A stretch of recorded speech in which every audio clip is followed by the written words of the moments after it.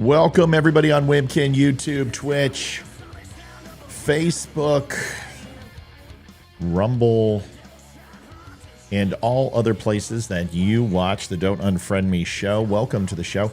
Shirt of the show is Stand. That's right. Stick figure flag and a stick figure saluting the flag. Kind of a cool one. It is 15% off right after we get out of pre-show. It will be on sale. Good to have everybody here. I got some exciting news. We will cover that in just a second. Some of the things that I talked about last night at the end of the show, some of you didn't hear. That's bright. Let's turn that down. Some of you didn't hear, so we'll be covering that. It's open mic night. Phone lines will be open here in just a moment, and we'd love to have everybody on. We had great conversations last night. 2 or 3 people called in. Would love to do that again. I'm creating the discount right now for Stand. It'll be an automatic discount on the shirt. You won't have to apply it. It'll be 15% off immediately. Why? Well, that's because we had a viewer call it out, and we've been doing it ever since. It seems to be fairly effective. People like getting a little extra % off on shirts, and we oblige. So there you are. What else is going on? Olivia is not on tonight. Leroy and Amy are not on tonight. It's just me running solo, and that's okay. We'll see you in just a minute.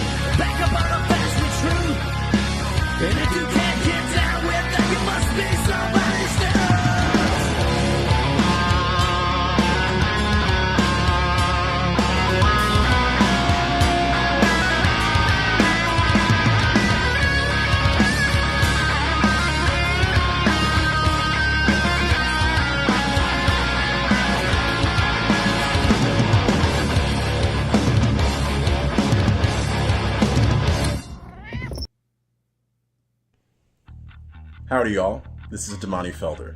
These are perilous times in American history, and now more than ever we need individuals who are willing to wage war on the ideological battlefield with like-minded individuals.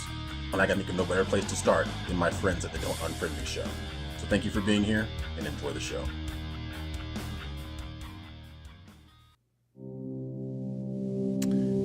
The DUM Club, folks, it is back, and I believe we are going to say better than ever. Cost Club is staying on, as well as the $20 discount to Cost Club, which is a USA-based company.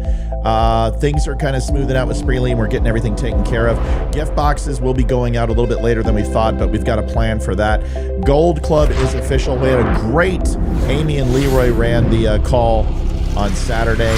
Take a look, go on over there and peep it, and I promise you won't be disappointed.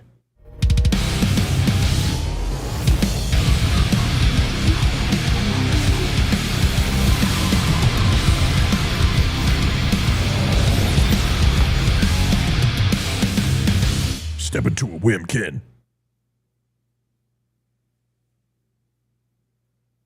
Is the Don't Unfriend Me show with your hosts Matt, Leroy, Amy, Olivia and Mike.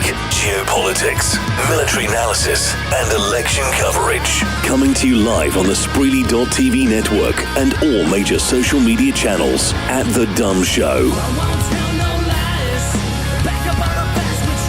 Honest, direct, unfiltered. We can agree We can disagree. Just don't unfriend me. Welcome to the Don't Unfriend Me Show, everybody. Shirt of the show is Stand 15% off. If you haven't had a chance to see that shirt, I'm wearing it right now. Here, there's a better view. There it is. Shirt of the show. This is one of my favorites. I love this shirt. It's hands down. It's simple. It's easy. And if you have not had a chance, you go to thedumshow.com and you can pick it up for 15% off, which is not bad. Welcome to the Don't Unfriend Me Show. We've got a lot of people liking the stream. We like to see that. People, if you have not had a chance, hit that like, share button. It makes a huge difference in the show. We're finally climbing again. Facebook, for some reason, they took us off being recommended, which made no sense. And then today they told me we were back on. So something must have happened. I know one of the posts I made on climate change got flagged for fake information, and I fought it. And I fought... It was Reuters. Reuters did it, and I fought them, and they fought me back and forth. And I said, there's nothing on there that I talk about climate change. I show 3 pictures, and all I say is, the climate is rising, the climate is rising, the climate is rising, question mark. All it did was create conversation, and you guys implied that I was saying that the water levels weren't rising. The water levels have risen, and I'm very well aware of how many inches they've risen over the last 120 years. The point I am making is that there's an opening for dialogue. And if you're saying that you don't want people to have a conversation, then what you're doing is you're suppressing dialogue. The question is why? And they said, well, we'll just put a fact tag on it. I said, what fact tag? Missing information. I'm like, what information's missing? Well, the misinformation is that water levels are rising. I said, it doesn't say that it doesn't. And he goes, well, it doesn't say that it does. And I said, yes, and there's millions upon millions of other things that this meme doesn't say. Would you like to go ahead and fact check every single meme that doesn't say what it doesn't say? And he goes, well, no. And I said, okay, well, then what you're going to have to do is hold the people accountable who are actually saying that those photographs are empirical data, that the water levels aren't rising, and I'm not one of them, and go hold them accountable and leave me alone. Well, they took the fact check off. And like for the first time in history, we beat the fact checkers. So fuck them. Is my thought. So if you're listening, fact checkers, go fuck yourself. Welcome to the Don't Unfriend Me Show. I got some good news. But besides that, the shirt of the show is 15% off. I kind of let it out last night at the end of the show, but we had dropped like 70, 80 people went off, and we only had 120 on or so. So I think we're climbing. Yeah, we're climbing. So here's the deal. We are going to partner with Wimkin to provide the Don't Unfriend Me app. It's just going to be the Dumb Show. And in that app, it's going to be a fully functional application on Android and Apple. It'll be an eye candy app. It's not going to be overcome with just a bunch of shit. It's going to be Flash-based, smooth, HTML5 to style, very, very clean. It'll have all the episodes listed. I'm going to have to go do some serious work to write a script to generate covers for all 600 and something shows. And then it'll have the live shows. It'll have the podcast there. It'll have the entire store there. It'll have events, links to the Dumb Club and backdoor into the Dumb Club, a chat, things like that. So it'll have a fully functional application for the Don't Unfriend Me Show. And that's what sets it apart from other shows is when you can get an app that's high quality like that, you're doing this, and it's the next progress in our evolution, and I think it's going to be awesome for us. So that will be coming here shortly in the next couple of weeks, and I'll let you know. Hey, Matt, did you get into trouble for talking about climate change when all the liberal Democrats and media talk about it every day? Yeah, Teddy, they tried to, but it's back. So I just want to let you know the app is on the way. And Jason's going to be working on that, and it's going to be a big investment for us. There's no doubt. It's a hefty investment, but it's worth it. And that's what we've done. Olivia's always been like, hey, we keep moving forward. We keep a certain budget and we put it into the show every month, every year. And this is our big lift for the year. So we will have a full app, and we will promote that accordingly. And it just opens it up to a completely different type of customer.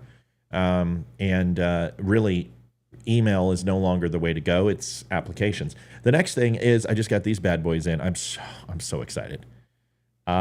Jason from PFC Flag, our good friend who makes the flag behind me, which has my my beautiful BCM upper and LaRue lower AR with my Vortex optics and my magnanium mag whatever torchlight, which is like the greatest light ever made.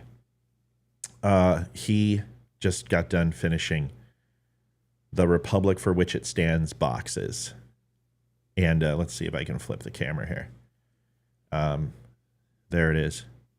Full red stars on the side. Stars have been put on the title, and these are embossed. This is all 3D. And then the back is red. The bottom is red. One of them actually has an engraving from one of our customers who pre-ordered the box already, and we can do that. We can do custom engraving. You just have to ask. But this is the box. And inside this will be the books that you remember from the Documents of Freedom, right? So the Documents of Freedom had the Constitution, the Bill of Rights, and the Declaration of Independence. We sold over 150 of those damn things. Those things were amazing. This is a little bit more of a complicated box. It's a little more expensive, more paint, a little bit more difficult with the engraving. So Jason's raised the price just a little bit on these. And the books that I'm including this time are kind of exciting. So it's the Emancipation Proclamation. It's gold inlay with purple leather bound. The second one is Common Sense by it's The Ways of Virtue by Benjamin Franklin, talking about being virtuous and being a patriot. It's a very interesting read. And then the fourth is the flag etiquette book, which tells you when to take your flag, when to put it at half mast, when to retire it, how lighting it up at night. It's a full book based on the leather-bound series of flag etiquette. All three of those books are a little more expensive than the other three as well. So this is going to have a little bit of a different price point. The Documents of Freedom is $64.99. This will be $74.99. We will have the books for separate sale, but this is going to be an extremely limited run. The Documents of Freedom at this point is pretty much going to be out of stock. I might do one more run. So if you're going to get the Documents of Freedom in, order now. Now, if you order it right now, it won't ship till the end of the month. I'll try to do it in the next 3 weeks. And then the people who had already ordered it before the 20th, and you three know who you are, I've already communicated with you, those are going to ship. I'm going to box them up tomorrow and get those out for you. The other books are coming. But this, I'm going to take photographs, and I have the other three books coming, and then we're going to open this up for pre-orders. This is not going to ship until August 1st. Pre-orders will start probably tomorrow or early Thursday. So I just want to let you all know it's going to be very cool. We're really excited to get that one out. And I thought I'd tell you. Anyway, I hope that helps out.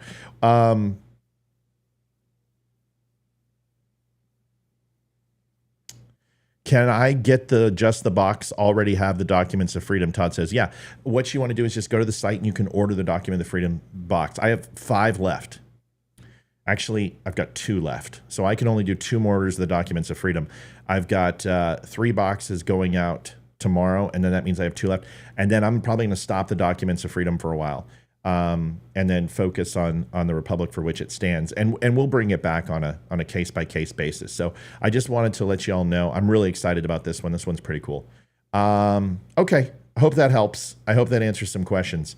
Let's go ahead and get to it. We got a lot to do tonight. And if you have not had a chance, one last thing, and I promise I'll leave you alone. Phone lines are in the lower right-hand corner there, 804-212-2208. Mods will put it in chat for us.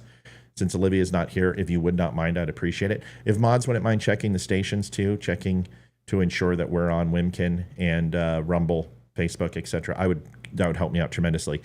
And we'll put the number up in chat. And second, July goal, to give you guys an update, 3,480.28. That's where we're at. We are 100% funded by you. All of our news media, we don't put any ads on them anymore. Our podcast has 2 ads in the front, and that's it.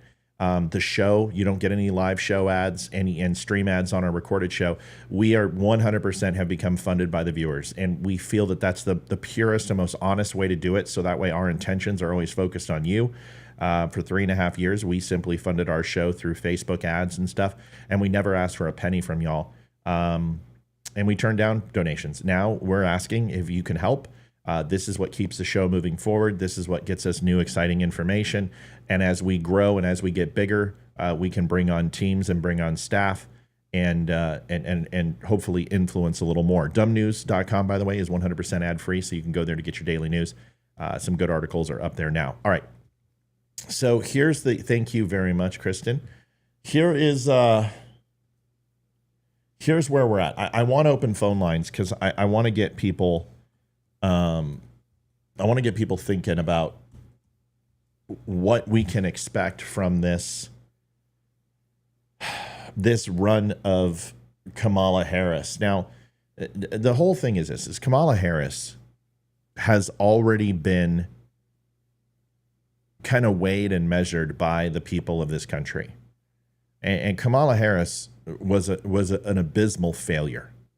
And this honeymoon process I've told you about has nothing to do with Kamala Harris reinventing herself and the American people are buying it.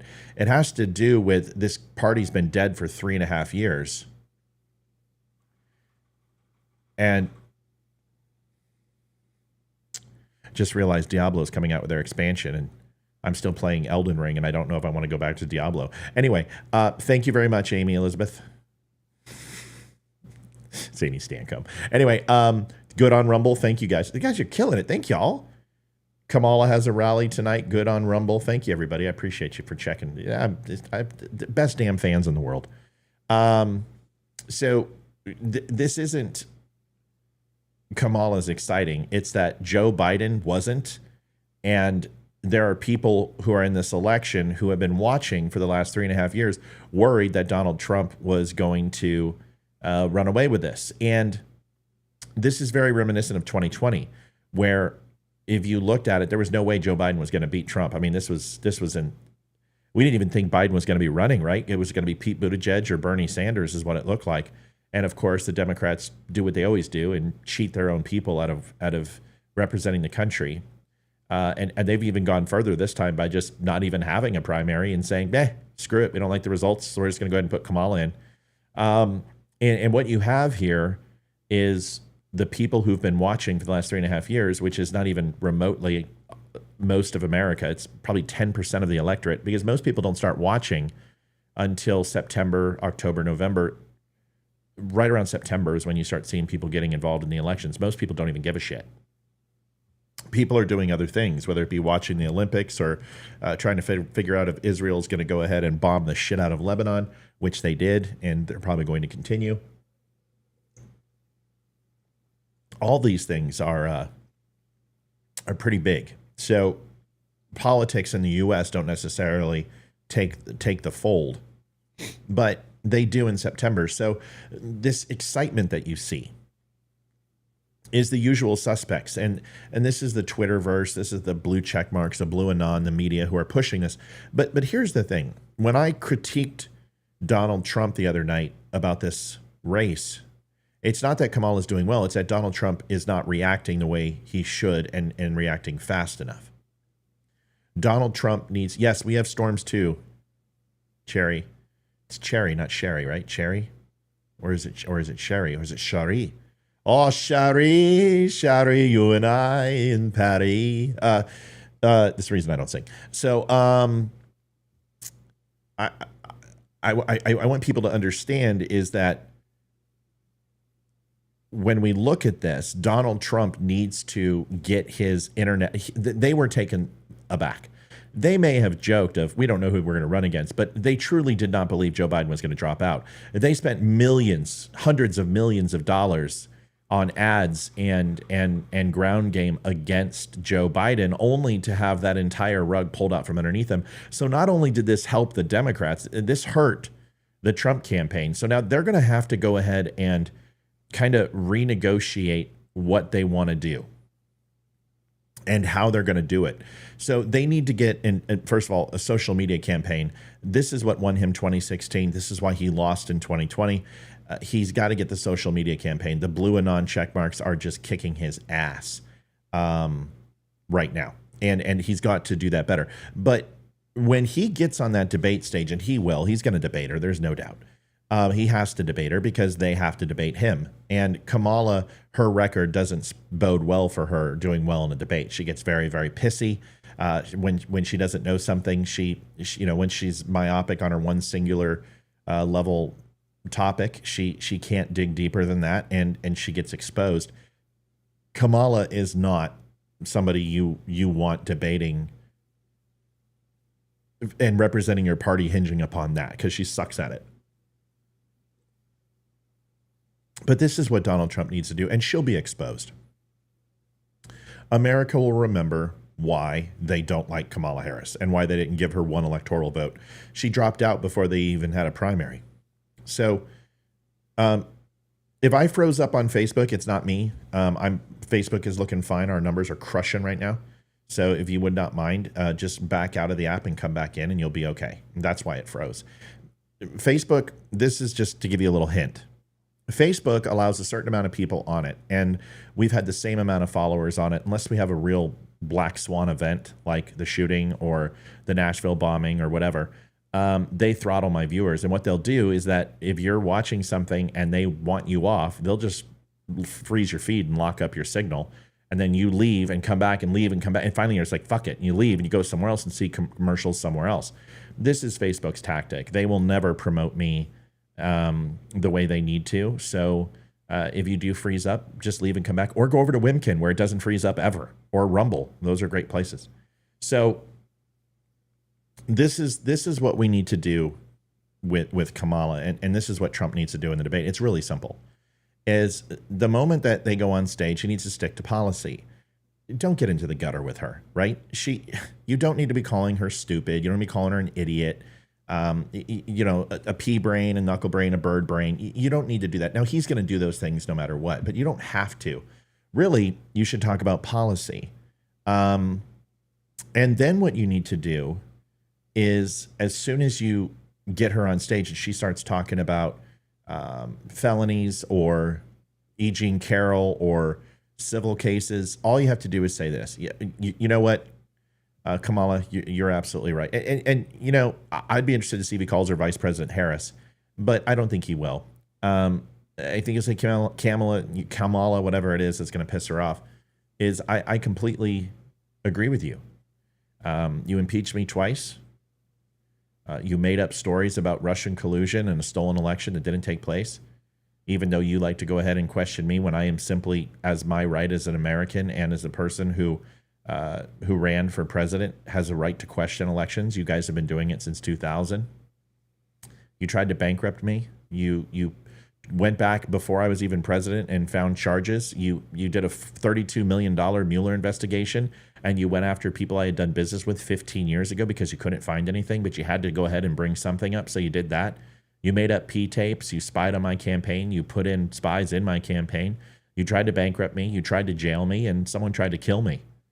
So you're right. All of those things are true, and I think everyone in America knows that, and that's kind of baked into the pudding and baked into the pie. But let me ask you a question. Here's what I want to know from you, since you were so nice to point out some things that have nothing to do with what I'm running on. Let me ask you a question. For the last 3.5 years, one of two things is true, and you can tell me maybe both are true. You lied about Joe Biden being fit for office, and you said that he was the most fit president ever. And he said that he was absolutely ready to run for election, and you had a hard time keeping up with him. Those are your words. So either you're lying, A, or B, you were never near the president because he put you on the shelf because he didn't trust you. Which one is it? And while you're answering that question, the next one I have for you is that if you couldn't keep up with Joe Biden, who had to give up his presidency because his faculties are gone, and he's an 87-year-old man, and he has no cognitive ability to run for president, and you couldn't keep up with him, how does that instill confidence that you can keep up with him now and be the president of the United States? We'll go ahead and let you answer, and I'll sit back here and just wait. You lead off with that woman will never, she will get destroyed. She's done. It'll be a Geraldine Ferraro. It'll be a Michael Dukakis. It'll just be a complete shit show because you just literally buried her. Either you lied and you covered up the president of the United States and his cognitive capabilities, or B, he didn't trust you enough to have you around. Which one was it? And if you said you couldn't keep up with him and he was so fast and so witty and so quick and so energetic that you couldn't keep up with him, but you obviously know that he's not able to run for president, then why should we trust you to run for president? If you hit her with that, it's over.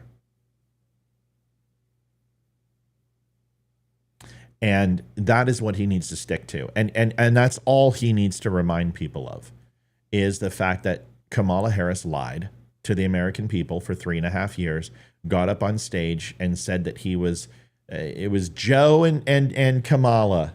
We did it, Joe. We did it. And that's the truth. And he doesn't need anything else outside of that.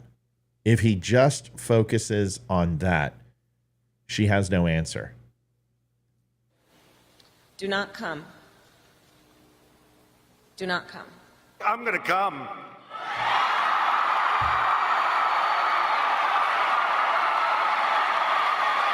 Oh. We did it. We did it, Joe. So that's all you need to do, is just say those words. And what is she going to say? She can talk about her policy. And then you've got the progressive policies. She's the most I told you guys. I've been telling you this for 4 years. Who is the number 2 most progressive person in Washington? I gave you the top 5. I gave you Elizabeth Warren. I gave you Bernie Sanders. I gave you Amy Klobuchar. I even gave you Kamala Harris. But number 1 is actually Tulsi Gabbard. People like to say it's Kamala Harris. It's actually Tulsi Gabbard. Tulsi Gabbard, hands down, is how anyone wants her as VP. You guys blow me away. You're thinking with the wrong head. You need to be thinking with this one, not this one, boys. Because there's no doubt Tulsi Gabbard's hot, and I would love to have her on my show. But I want some sinew. I want some skin in the game. Let's have her run for office, and I want to see her vote Republican for at least a decade. Then we can talk about putting her in. She's young. She'll be fine. But she ain't getting in anywhere until she frickin' shows some loyalty to the Republican Party. She's not demonstrated anything like that to me. And until she does, I treat her as well as I treat Kamala Harris. Treat her like a mushroom. Put her in the dark and feed her shit. And that's what they should do with Kamala. The honeymoon period will wear off. And when it does, I'm telling you, the October surprise that's going to hit Kamala, it's going to be a mixture of a couple things. It's going to be the rumors of the Obama and Kamala Harris affair. It's been scrubbed from the internet. Go find it. It's not out there. I searched for it the other day. I remember it back in 2014, 2012. I also remember when he was a senator, the rumors of them having an affair, but it's been scrubbed from the internet. But that will out again. The big October surprise, I'm going to let you know for Kamala, and just so you're aware, it's not going to be October because she only has 100 days. It's going to have to be in the next couple weeks. I would assume by August 15th, you're going to hear some stuff drop. And the things that you're going to hear are going to be Republicans paying the Democrat staffers who work for her to do their tell-alls. So you're going to start seeing some political action committee money coming from places like Project Veritas and, AYF and others, or YAF and everything else, are going to start pumping money into this. And you'll see those staffers start coming out on 60 Minutes or start coming out on, docu-series saying how horrible Kamala was and how she, was evil and scream at them and yell at them and nobody wanted to work with her. And that's really going to probably be the October surprise for her. But she's never been vetted as a president. So this is going to be interesting. There's going to be some other dirt. The Willie Brown thing is kind of baked into the cake. Donald Trump, I mean, he literally had people crawl up his ass for 8 years. If there's anything, you might find another grab him by the pussy tape, but at this point, nobody cares. Nobody cares. But the staffers are going to come out and they're going to do a tell-all. And this is going to hurt Kamala horribly because honestly, when you start seeing these DEI hires and gay and lesbian people and black people and BIPOC women and Native Americans and Jewish lesbians with one leg and an eye patch and a parrot on their shoulder, they all come out and say she was horrible to me, this non-African American woman. And then they go ahead and correlate that with her calling people super predators and her unbelievably horrendous criminal justice practices in California. It's not going to bode well for her. So I think we're going to see the rising of the Black Princess. Her tiara, she's going to come down a little bit. I'm just letting you know.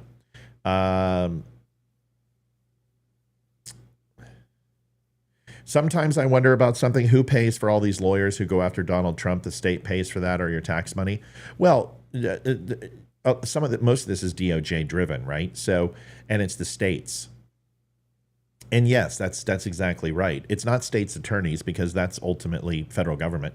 It has to be local attorney generals or district attorneys who bring these cases, and usually it's funded by constituents. For example, the removing from the Colorado ballot was actually funded by Republicans, surprisingly enough. Republicans, as much as Brooks was who tried to shoot Trump, a Republican. They bring these lawsuits together, and then it's prosecuted by civilly, which would be done by private lawyers or DAs or assistant district attorneys. And sometimes governor offices will do it too. State's office will do it. Legislators will do this. It just depends. But yeah, it's all money. That's what it is. It's groups that are predominantly designed to go after the political opposition. All right. Frederick says it's coming out now. Oh, okay. I didn't know it was coming out now. I had no idea. It will, and it's going to come to a head. How she had staff stand as she entered in the room, says good morning, General, and keep their eyes lowered. She's a gem. Whitney Houston did the same thing. I remember I was at my dad's hotel at Embassy Suites Hotel in Denver Marketplace. And we were it was a pretty nice hotel at Embassy Suites downtown Denver. And it would get a lot of high-end clientele. DIA was a huge airport and still is. It's one of the biggest airports in the United States, I believe. Maybe even the world. It's huge. And Whitney Houston came through the hotel, and her bodyguards would come down beforehand, and her attaché, or not attaché,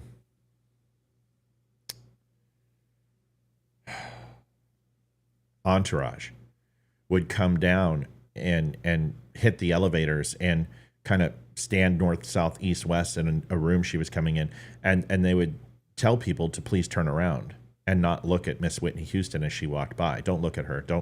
Please look the other way. And she would talk to, baggage clerks and valets and even hotel staff, and guests would be walking through like the vestibule or whatever. And they would put their hands out and stop the guests from, and finally, the GM and my father kicked her the fuck out of the hotel and just said, you're interrupting the flow of our business. And so she's like, this is my understanding. I wasn't there, but my understanding is that she said, you know what, we'll just buy the entire floor. And that way we don't bother anybody anymore. But that's the way she was, is she was this giant pain in the ass who felt that she had to be treated a certain way by people and that she was royalty or something. And this is the way these people are. This is the way they think, is that the people around them are peons. And I'm sorry, my allergies are killing me. I mean, if I had a hammer, I'd just start clawing my nose. This is the way these people think. Maybe Kamala Harris will end up like Whitney. Kat, come on, that's not. I don't see that. And Kat, I know you're teasing, but I don't wish anyone any harm. I don't want Joe Biden. I don't want him. I want him just to retire and do his shit. And you know what? If he has done things that are ultimately provable that he's done, he needs to pay. But I don't care. I don't care about Hunter Biden. I don't care about Joe Biden. I am not in the reciprocity business. I'm in the stop fucking with my family and leave my country alone business. And I don't want Kamala Harris harmed. I don't like her. I don't like her policies. But it doesn't mean I wouldn't have a conversation with her. I'd love to talk to her. I'd love to. I'd love to talk to anybody. I don't hold people to I can differentiate between their horrible decisions and who they are as a person. I don't blame people for their mistakes, but I expect them to hold themselves accountable to them. And as long as that conversation takes place, that it would be a mutual accord of a conversation where she would hold herself accountable and not lie and be deceitful, which I don't think she has the capability. I'd be fine to talk with her. But since that won't happen, I guess the whole point is, no, I wouldn't be okay talking to her, because she doesn't strike me as a person who would ever say, you know what, I made a mistake. I would love to see that from her. They were talking about that on the 5 today, is could they give her greatest hits of all her videos, of all of her progressive rumblings of, stopping flatulence on Earth to save the planet, and ground all planes and do the Green New Deal and late term abortion, and sit her down and have her address every single one of her stupid comments over the last 20 years in office. And the answer is she won't do it. She won't. Yeah, and DC, you're right, man. It's disgusting how 4 weeks ago they hated her, now they love her, but they don't love her, and America doesn't love her. And you can force that down. Hey, what's going on, Glenn? You can force that down people's throats all you want, but that's not going to make it stick. You know what I mean? That's going to wear off, and people, honestly, they're going to get sick of her. It's just like Hillary Clinton. Her staying power. Here's the question with Donald Trump, right? The question is, I thought Joe Biden was your candidate. I thought he was the best choice for America. What happened? And if he's not the best choice for America, why aren't you going back to the other best choice for America, which would be Hillary Clinton? And Kamala Harris, if Hillary Clinton was the best choice, why aren't you go ahead and running with Tim Kaine, who ran with Hillary Clinton, and putting her on the ticket? If Tim Kaine and Hillary Clinton were the best choice for America in 2016 and 2020, and you guys have been saying Hillary Clinton's the best, why isn't she running? And if Hillary Clinton isn't running, why aren't you picking Tim Kaine, the white Mexican from Virginia who speaks Spanish and wants everyone to know about it? Pete Buttigieg reminds me of the same way. He speaks 8 languages. Yeah, the guy's fucking smart. There's no doubt. Pete Buttigieg is wicked smart, but that doesn't make him capable to be president. This is stupid. And the reason is because Hillary Clinton wasn't the only answer for America. Tim Kaine wasn't the only answer for vice president. Donald Trump isn't the only answer for America. J.D. Vance isn't the only answer. None of them are the only answer for America. The only answer for America are people who actually want to work for Americans and not necessarily work for their party or their own pockets. Incoming call. What caller are you from? What's up, caller? Where are you from?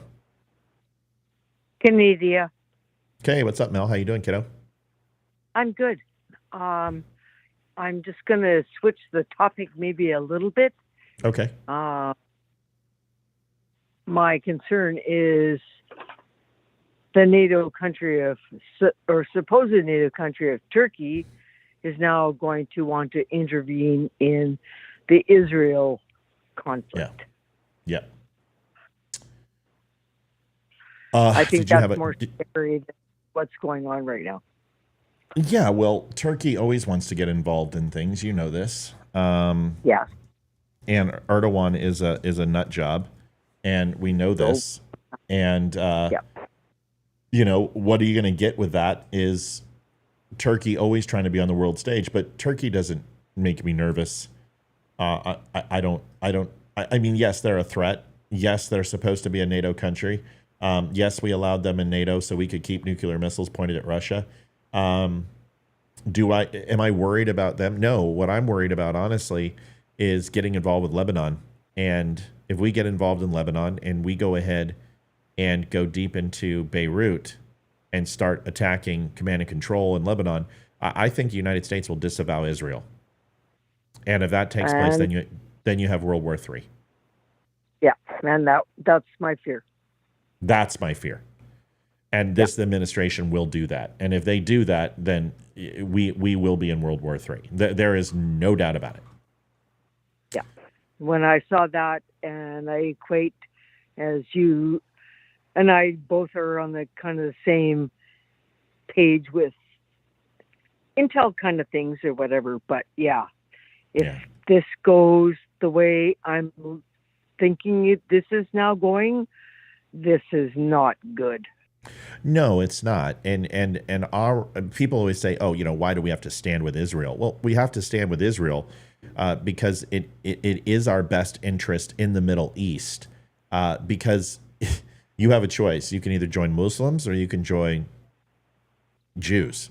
You don't have much other choice. And if you join Muslims, you're joining 98% of the region. And if you join Jews, you have a very, 1.5%, 2% of the region. But that 1.5%, 2% is who the Muslims are trying to eradicate. So if you do that, you give full control of the Middle East to the Muslim populations. And if you think that they're not going to go under some united flag, that Saudi Arabia won't lead that country and they won't unite Muslims together. I think that's extremely naive. And I think the mutual hatred for Israel is a good thing as long as it maintains to be hatred and not full-scale war. And this is what the Biden administration is unfortunately bringing on. Yes, and that's what Kamala is 1,000% on board to perpetuate. So that is the scary part, because right now the teacup is about to tip one way or the other, and I'm really hoping it's not going to tip the wrong way, but the way I'm seeing things now with her injection into this whole political scheme is, I'm really, really hoping that people will go out and support and go out and vote, because you can't have this person anywhere near that White House. You can't. Like, this is the scariest time coming from somebody who doesn't even live in your country, looking at it from the outside in, going, oh, bejeebus. Yeah. This is not good. No, it's not. Yeah. And really her social leanings are, you hear a lot of that. And that's the problem I worry about, is maybe we've cried wolf one too many times, because you keep hearing, oh, they're a communist. No, she is. And that's the real crux of this. And we have to be able to tell the American people the truth about this, but also not make it sound like we're bullshitting. Like, this is just, the typical things that we do is overreact and say something, she's communist, she's a commie. Well, she's not a commie, but she's very progressive. And she's always been that way. Her and Maduro would get along really, really good. Yeah. Because they're of the same ilk, same as whoever's running Cuba these days. Like, they're the same. They've destroyed their countries, and this is what's going to happen. But if you and you're right. If you yell it to, like, oh, whatever, it becomes hysteria, which is not right. But it has to be drilled to the voters in a lower tone of voice, going, this is what this person is trying to do, like, whatever, but not with hysteria, like, and just destroy her brick by brick.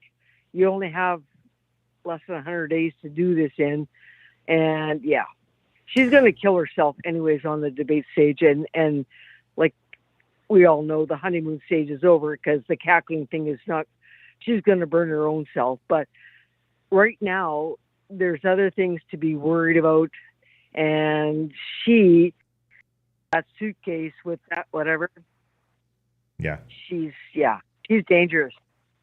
Well, she's not. She's the thing is that she's a liberal with a cause, and that's the problem. Is I don't believe that the United States understands what her initiatives are and what her goals are, and her goals are for not the New World Order, so to speak, but to ensure that America focuses on populism. And that's really her policies, is that we need to be a country that polices other nations, that we need to have an American-based dollar, that essentially that we're the monarchy for the world. It's the difference between liberals and conservatives. Conservatives believe we should have a strong national defense, strong military, and stay at home and focus on our country. And if we need to get involved, we get involved.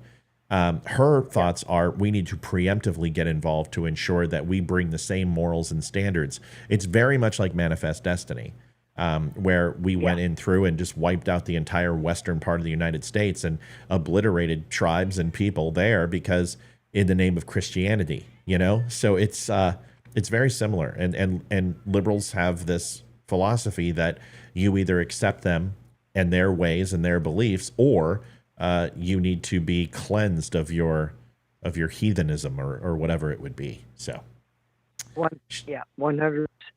Yeah. How's everything else going? How you feeling? How? Well, I have whatever, but I'm doing good. I'm Good. doing good. I can put 4 sentences together, and yeah, it's good. Well, that's better. And than I not love you being able- guys.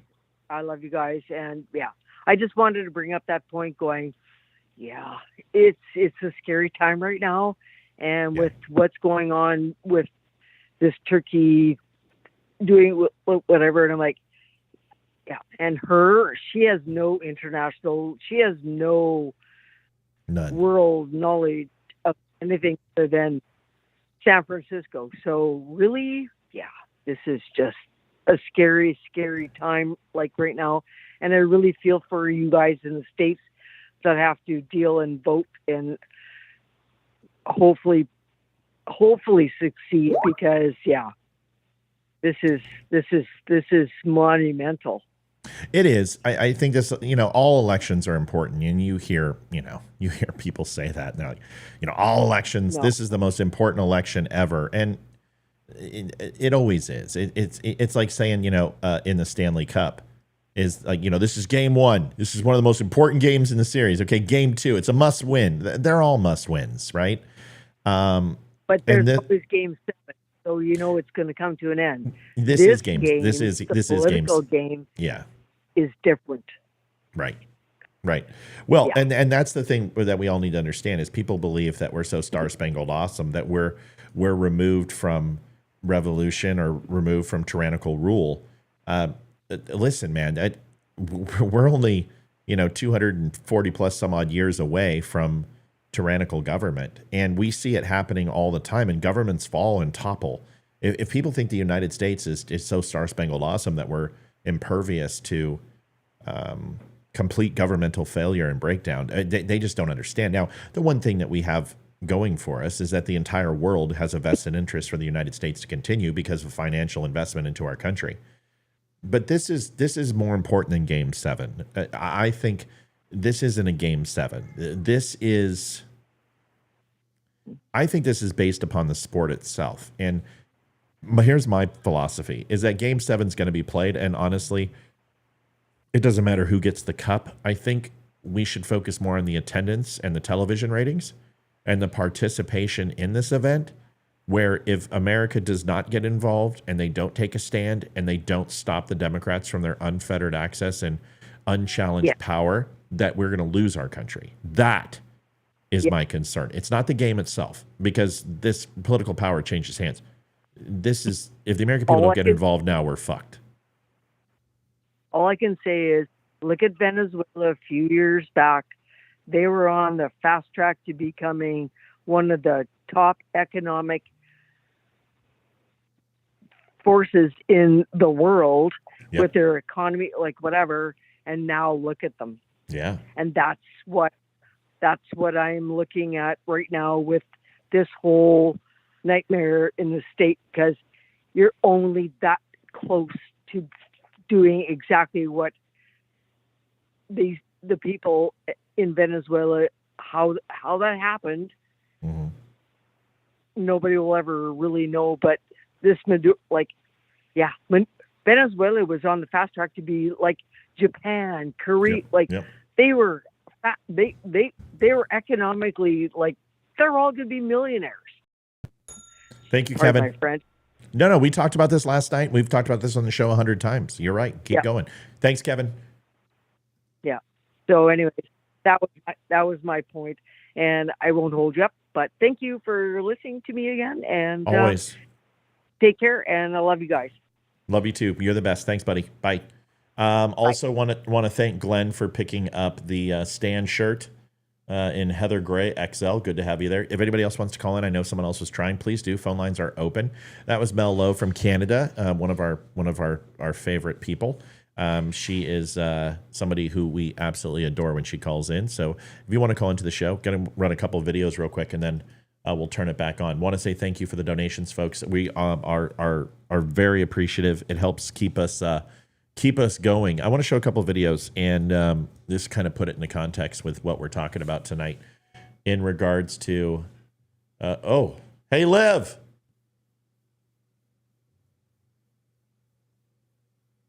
Hey, Livy.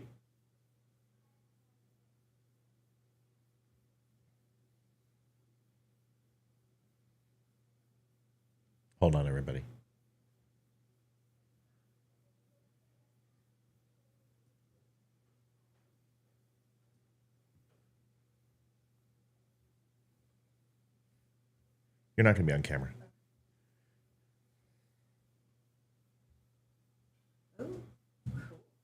August 6th. I don't know if you're interested or not. You still interested or not? Yeah. Okay. All right. Just thought I'd let you know. What's up? Hello. No, I never Dude, said you that. can be on the show anytime you want as long as we have something to talk about. But tonight's boring. I'll be on. I'll make it unboring. It's not boring. It's just get out of here. We love you. I killed a gigantic bear. That's wonderful. I'm glad you killed a bear. Get out of here. I have a show to do. I'm doing a show. I'll talk about it later. If you start talking, close the door a little bit. If you talk about Elden Ring, I'm going to quit and go play. All right. Trying to show you guys a supercut. Kamala Harris. Some of what he and his running mate are saying. This is the weird campaign, and this shit's weird. And they're starting to. You guys are weird. Liberals, why do you got to be such fucking pussies? I'm sorry, and I apologize for the language. I know that's not appropriate, but you're just a bunch of fucking see you next Tuesdays. You're weird. You're a macaroni butt. They're like the people in the line when you're like, hey. Someone turns around, stop. Fucking make me stop. They're just fucking little dweebs, man. They're just like, they're fucking little dorky nerds. And I can't stand them. I mean, what happened to the Democrat Party? It was all about free speech, and it was all about standing up to the man, and pushing against the bureaucracy and the totalitarian government, and empowering people with their rights. Look at them now; they're a bunch of little fucking Adolfs. They want to censor people. Give me a break. They don't give a shit about rights. They love big government. I mean, just talk about losing their identity. You're so weird. You're just weird. Yeah, you know what? At least I know what a dick is and a vagina is. At least I don't want to murder babies. At least I don't go ahead and say that an old fucking white guy who can't put two sentences together is the hope of the nation, and then literally abandon him for a black person who's not black, and you pretend you care about simply because you don't like Donald Trump. You can't even talk about what Donald Trump did. You notice how nobody says anything about what he did in office? They only talk about what he's going to do with Project 2025, which, by the way, Heritage Foundation tossed their leader of Project 2025. Nobody gives a fuck. Project 2025 is bullshit. They're like, they want to stop chemotherapy for cancer patients. That's not what they said. What they said is that they want to see if a woman who is pregnant, if the absolute only choice that she can make is chemotherapy, which will ultimately result in the loss of life of her child, that has to be medically decided by a doctor. You can't just walk in and go, I want chemotherapy. Go to your doctor and ask him if Propecia is right for you. Yeah, can you tell me if rad number 5 is right for me? It's got to be a part of your health plan. But either way, that doesn't mean that that's going to be in policy. Trump didn't do any of these things. Why didn't he do it when he had the House and the Senate? He didn't. So they can't run on what he did. They can only run on what they say he's going to do. He's going to be a dictator. Well, he wasn't in 16 to 20. Well, he circumvented the election and he created January 6th. Okay, well, then you guys created the BLM riots. Why should we trust you? $2.5 billion, 186 different riots across the country over 4 years. Why should we trust you? We did one. You did 186. Why should you be trusted? Fine. Don't trust Democrats. Or don't trust Republicans. Cool. Fine. We agree with you. But why should we trust you when you did it 186 times worse? Give me a break. It's just so stupid. Watch this.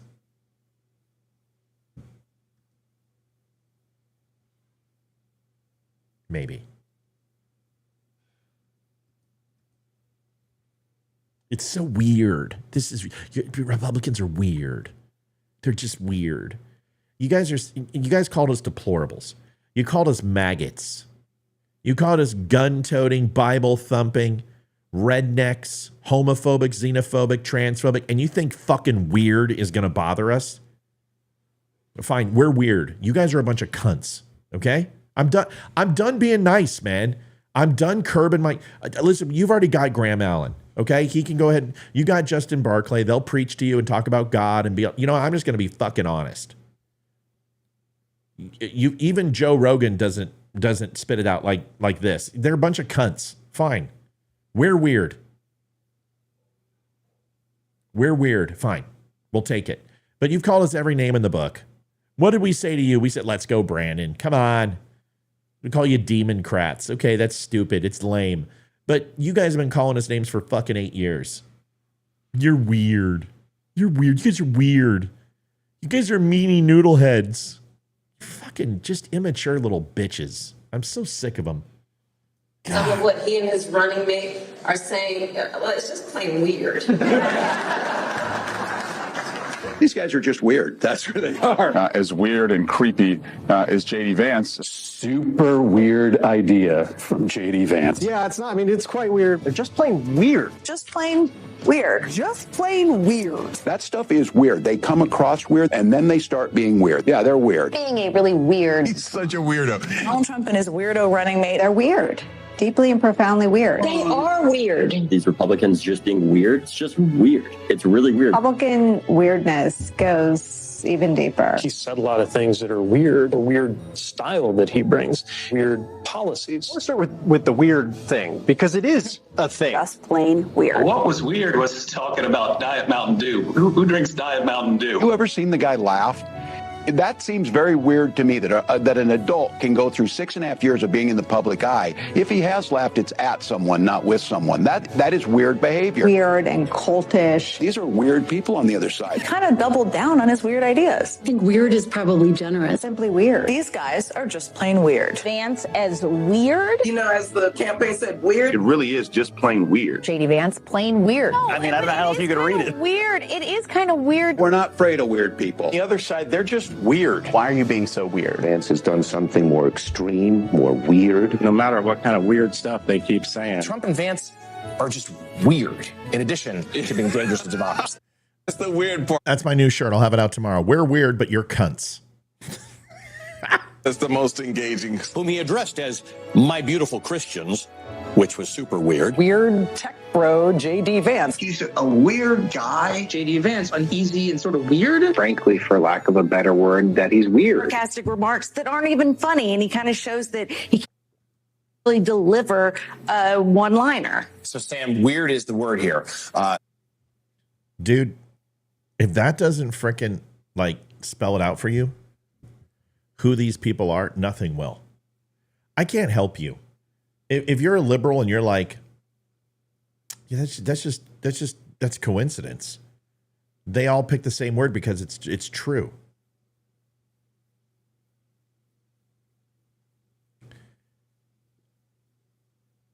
That's fucking weird. To have every single person for days on Twitter, on social media, on every pundit news channel and weekend talk show, all say the word weird 7,000 effing times in unilateral talking points.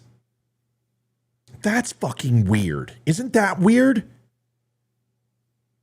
Okay, fine. JD Vance is weird. Fine. Some of the things he said, it's weird. There's no doubt. But what's weirder? I mean, tell me, what's weirder? Hey, caller, where are you calling from? What's your name? Hey, Matt. Kevin from New Jersey. Kevin Bernard calling when Olivia's not on. She's going to love that. She's going to get excited. I offered to call last night. She shut me down. I know. I heard that. She told me. She told me, man. What's going on, Bubba? I don't know. There's a time delay between the actual video of what I see and me talking to you. Are you still talking about the weird? Yeah, but you shouldn't focus on the show right now because you're going to be 15 to 20 seconds behind because I run a delay. Oh, I shut the sound off now, but I just want to know if you're still on that topic. Yeah, we're on the weird thing, man. No doubt. Here's the thing. Yeah. I'm really I'm sick and tired of being told I'm part of a cult because I support Donald Trump. Yeah. When these people blindly support the Democrat Party, that they flipped from Biden overnight to Kamala. Yeah. 36 But hours. I'm part of a cult. Yeah. You can't say anything Kamala has done good for this country, but you blindly support her because you don't hate all the cultists. I'm tired of it. I'm tired of being called part of a cult. Yeah. And you want to talk about weird? That's weird. That is You weird. blindly support a party. You don't even support a person running for office. You support a party blindly. Mm-hmm. That's part of a cult. Yeah. Let me ask you a question. Do you think America would have rallied, but like, let's just say they would have grabbed Mike Pence. Do you think all the Republicans would have rallied behind Mike Pence and showed up? If Trump had bailed? Yeah. Yeah. Like, just say they take Trump out and they stick him in. I can only speak for myself. Yeah. My answer is no. Okay. So, well, would he have to, let me ask it a different way. Would he have to earn your vote? Or would you just automatically give it to him? No, I'd want to see what Mike Pence has up his sleeve. Sure. Before I started supporting him. Of course. You just wouldn't give. Now, here's one thing about Mike Pence that I did like. Yeah. During COVID. Yeah. This is just my opinion. He was the most active vice president. Of course. During COVID that I'd ever seen in my lifetime. I'd never seen a vice president take such a leading role. And he made that whole thing was a debacle. Yeah. But he had a very active role. He wasn't just floundering around on the sidelines, cackling like a hyena. Well, right. And listen, he was loyal to Trump. He was unbelievably loyal to Trump. The whole thing was the election and certifying the votes is, I don't care what people think about Pence. They can say whatever they want. He's a traitor or whatever else. He had no constitutional authority to go ahead and overturn that election. A certain amount of states had to go ahead and challenge that. They didn't. Once those votes are certified. Well, if he did have the authority, that would mean any vice president could overthrow any election. Right, which is bullshit. And I don't know what you know. You know far more about this, about the constitutional laws and rules. You know more about that. But common sense tells you that any vice president can contest a new president. Right. Well, that's the whole point. But nobody wants to hear that.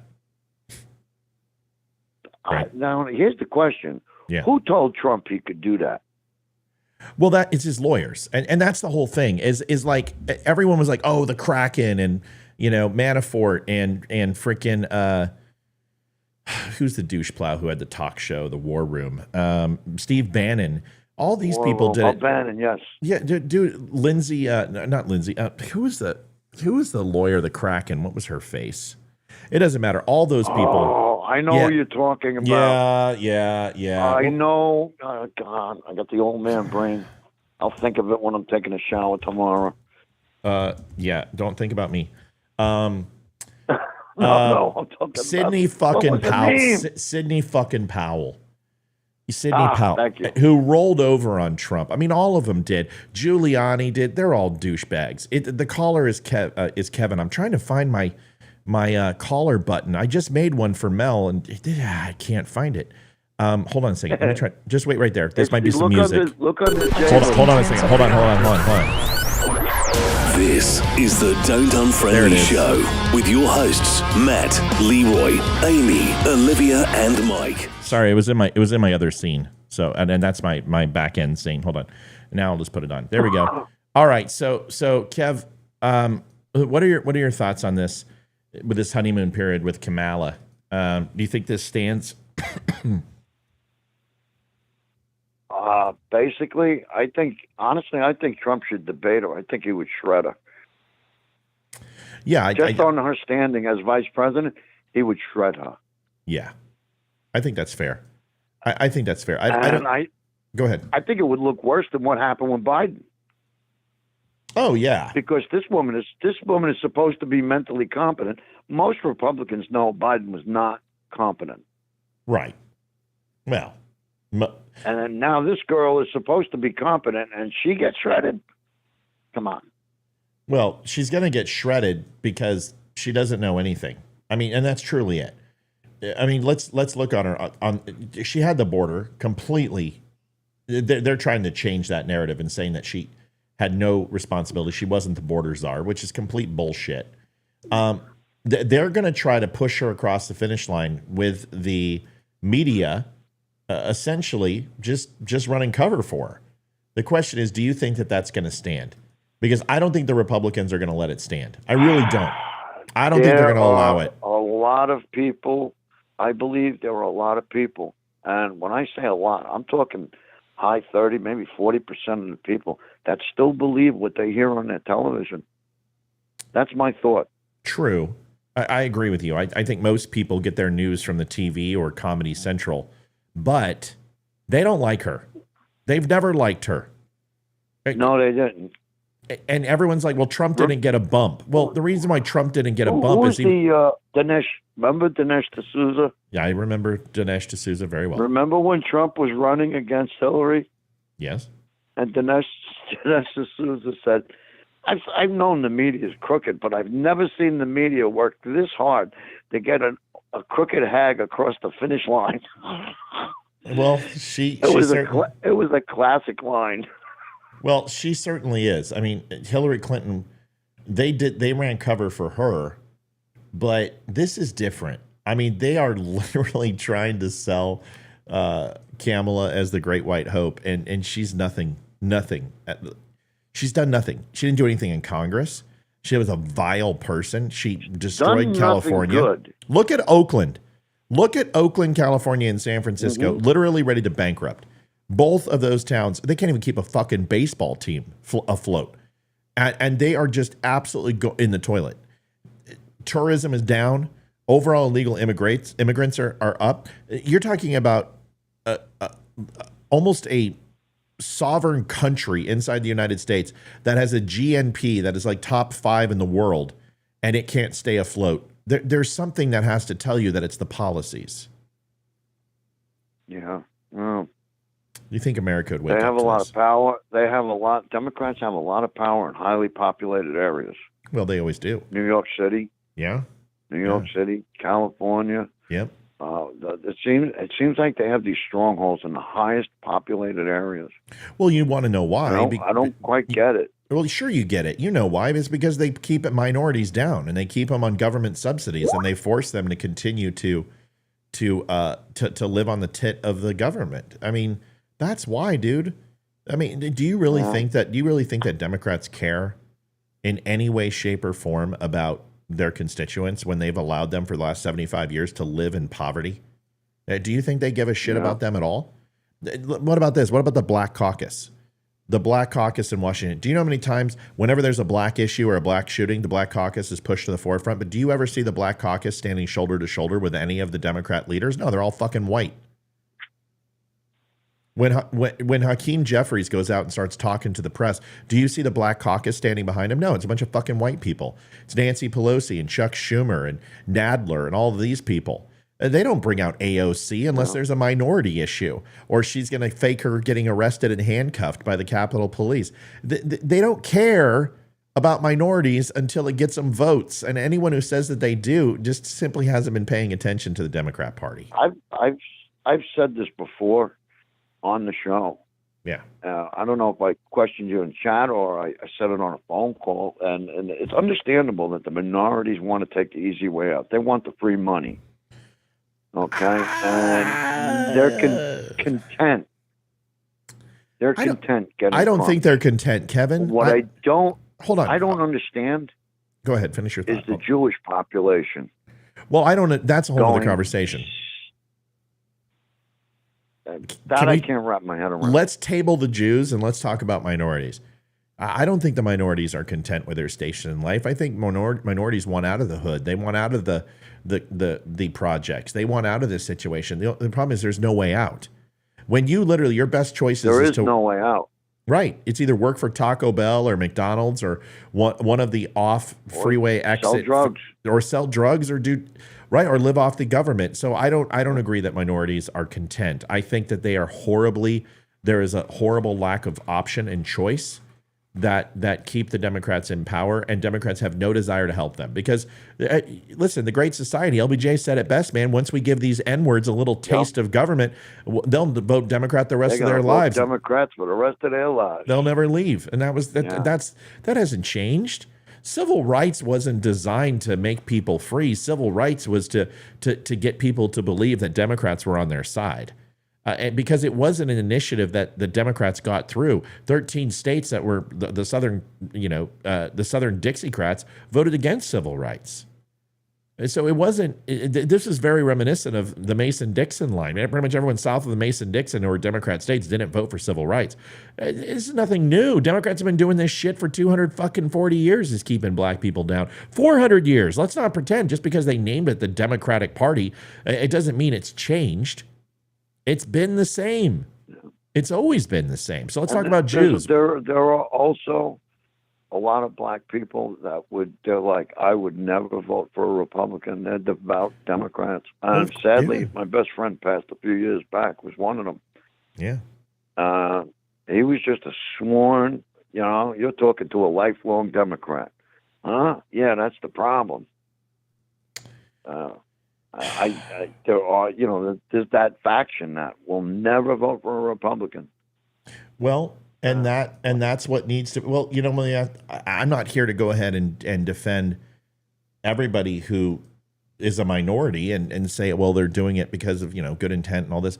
I will say this is that when Republicans don't come and actually spend time in their districts, and they don't curtail to the constituency and talk to the African American people or the Hispanic or Asian persuasion and stay away from it, I would do the same thing. So this is why Donald Trump going into Queens and going into these impoverished neighborhoods is a good thing.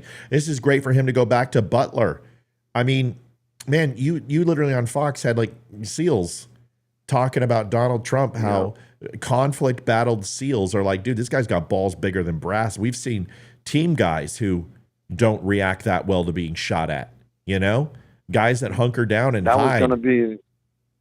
I was going to call last night about that, but I want to do that call when Leroy is on. Yeah, Olivia told me you were going to call about something. The Secret Service. Yeah. The Secret Service. I believe it's going to come out that the Secret Service has been pathetically weak for the last 3 years in protecting Donald Trump. And I don't think it's because of the Secret Service. I think it's because of the Department of Homeland Security. They control the Secret Service. I'm not going to disagree with you. I think the Secret Service absolutely is going to be held accountable as far as they're complicit in this shooting. But I'll tell you, the local PD of Butler, I've been doing a lot of talking to people, and the stories are not jiving. The local PD in Butler has done their own deceptive techniques and saying things that aren't true, and it's starting to come out. It's interesting. I don't know what to think, but I know what to think. It's people passing. I understand criminal behavior. Yeah, and this is criminal. In my mind, it's criminal. Can I prove this? No. Well, it's no, plausible deniability. That's right. Well, there's too many things that are weird with this kid, right? But there's also the conspiracy theorists, people saying that he has 3 overseas accounts that are valued in $1.5 million, which is complete bullshit. Buy any of that. It's all bullshit. It's bullshit. I don't buy it. He's talking to Iran. If he was talking to Iran, hold on a second. Kevin, hold on. Over the last Kevin, hold on. If he was talking to Iran, if this guy was bankrolled by Iran, he wouldn't have missed. If there were 2 shooters, they wouldn't have missed. People need to understand that just because you have a lack of information, it doesn't mean it's conspiratorial, right? Sometimes it's just that simple. Sometimes it's just a group of people who played Microsoft Flight Simulator and hijacked a very weak infrastructure of security in the airline industry that literally opened the fucking doors after takeoff, and they found the weaknesses with a terroristic mindset on how to do the most damage. This wasn't the first time. Military planes have hit buildings before. They've flown Cessnas into military and government buildings before. I understand people want thermite and fucking building 7, and I don't have all the answers. What I do know is just because you don't have all the answers doesn't mean that you get to make them up and fill the gaps. The same thing happened with the gaps. Yeah, the secret bioweapon labs in Ukraine was a bunch of bullshit. Half of the stuff about the stolen election is bullshit. Half the stuff about, all this shit it's just made up by a bunch of people who are garnering clicks, like Benny Johnson. All they're doing is just fucking getting clicks. Look at Glenn Beck. He's the one that pushed this story about this kid having 3 bank accounts worth $1.5 million. Give me a fucking break. He wouldn't have a $500 rig that he got from his dad that's 20 year fucking old. The guy would have a $4,000 setup like I do. The guy'd be firing every day. He would have put 3 rounds into Trump before anyone knew what happened. Let's just slow it the fuck down with the conspiracy. Go ahead with what you're going to say. Sorry. How much of a shame is it in this day and age with the internet and the availability of all this information that it's all corrupted already with all bullshit? Well, because it's In other it's words, always been. We have access to all the information on the planet, and more than half of it is bullshit through the internet. Here's what it comes down to. If you have 2 shooters in elevated position, the sniper teams were absolutely zeroed in on that kid. Both teams. That gave the other shooter all day long to fire. All day long. If that person had an indiscriminate amount of time to zero in, to gauge their shot, well, Trump would be dead. You said that this kid had to assemble this rifle on the scene, which doesn't give him the ability to zero in a rifle. That's right. Am I correct? Well, it depends. The chances of him having his optics on the weapon when it's disassembled, okay, fine, so he does that. But the moment you disassemble a rifle, and if you don't put the exact same amount of torque, you don't lock that thing into place, if you have any slippage, any movement, anything at all, putting that together, it's not like it's a screw where you have to turn it with 25 pounds of torque to the right, 3 degrees to get the exact tap center, right? That's not what this is. It's an interlocking system that doesn't lock together unless it absolutely is in the exact same position it was. But if you move those optics in any way, shape, or form, if you mess with the dials, if you do not put that on exactly the same way that you put it on before, you are usually with an Allen wrench zeroing in and tightening that to the overall cantilever. And if you don't use the exact same amount of pressure in the exact same position, you might have variance. And does it matter with a 132 yard shot? No, not really. I mean, you understand what I'm saying. Most of those guys are literally looking down optics through scope and using iron sights anyway. At least I would be. I'm not going to even use optics at 132. That range, an iron sight. Yeah, iron sights are fine at that range. That's right. And I looked at the weapon that was on the roof, and I didn't see any optics. He may have had a red dot on that thing, or something, but I didn't see any high-powered optics on that thing. And you don't for 132 yards. If you can't see 132 yards, you have no reason shooting anyway. You know what I mean? Yeah, I'm not a great shot myself. Yeah. But yes, I do. Marines qualify with iron sights at greater range, right? Oh yeah, 400 yards, 600 yards, depends. I mean, I qualified at 400 yards with iron sights, 300 yards, 150. Kyung says, and you don't need to assemble this 2 section. What do you mean, Kyung? I don't understand what you mean. According to reports, this guy went up the air conditioning system, and I have heard that this has been a disassembled AR. I don't think it's going to be like an old, bolt action, or one of the, what is it, the Stamenkov, whatever the Russian weapon is, or some of the, over under shotguns where you would disassemble and you put the housing together. And this isn't the way that people made it sound. But if he has a 16, that looks like a 20-inch barrel to me. This looks like an old AR. This doesn't look like any of the modular or newer AR styles to me. And the assembly of those are that barrel is removed. It's not a 2-step process. Kyung, educate me if I'm wrong. Hold on a second. Mm-hmm. Rhonda says he didn't miss his shot. Trump turned his head. If that bullet is moving at 132 yards at 2,700 miles an hour, Rhonda, him turning his head doesn't fucking matter. Yes, at the last minute he turned, but that's not why he missed the shot. Do you understand what I'm saying? He aimed at what he hit at, but you have to understand if a bullet's in flight and he turns his head, he's dead. That bullet's going to arrive before he even can, engage the muscles to move. The point is that Trump moved and he didn't reassess his shot because he was under pressure. Do you understand what I'm saying? So it wasn't just Trump moving where he dodged the bullet. Because listen, you can, at 132 yards away, you can point an AR at my chest, and I can even know by the second where you're going to shoot. I'm still dead. I can't move fast enough to get out of the way of that bullet. Do you understand? Donald says 150, 300, and 500 with all different variants of weapons. I qualified with an M1 carbine at 150. I've used AR at 300, 500, 600 yards, but in the military, I had to qual at 400 and 600. NSWAG was 600 yards, 400 yards, 400 yards with iron in NSWAG, and then I think we did 300 at boot. And then with optics, qualified at 600, and then with a single 308, I've variant ranges. Barrel requires certain torque, same as the buffer tube. Yes, you need a tool for those, but the shooter supposedly only had upper and lower separated in the bag. Well, it's still going to make an impact. Right, exactly. That's what I'm trying to say. So if you have to remove barrel, certain amount of torque, certain amount of pressure, everything has to be zeroed in.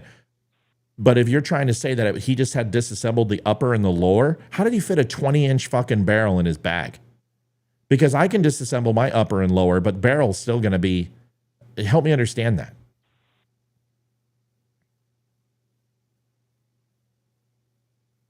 Melanie says, when I hunt, my target is usually moving and I never miss. Well, that's my point. Him moving his head, although the last minute turn, if he did not reselect his shot and just went with that shot, listen, but I'm telling you, Trump moving his head as fast as he possibly can isn't going to stop a bullet from hitting him where they intended to shoot if that trigger is pulled. That's my point.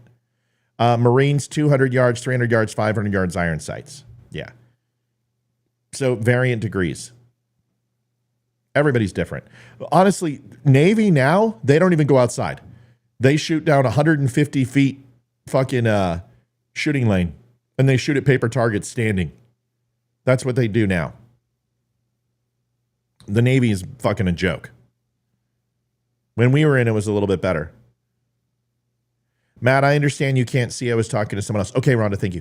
From what I understand, he had upper and a lower separated and put together on the roof. Okay, so if you had an upper and lower separated, so you're saying barrel was in a backpack? How? That's at least a 20-inch barrel. Does that look like a 16-inch to you?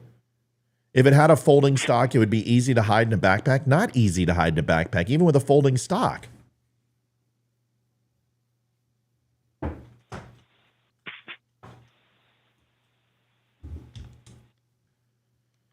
Okay?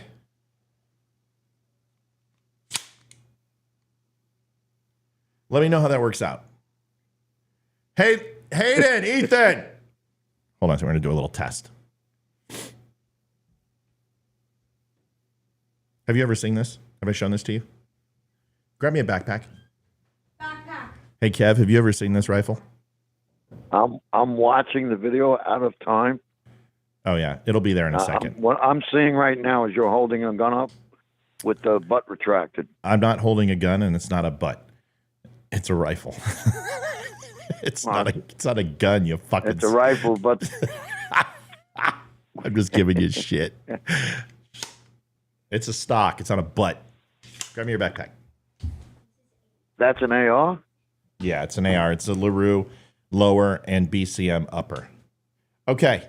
The butt is unfolded.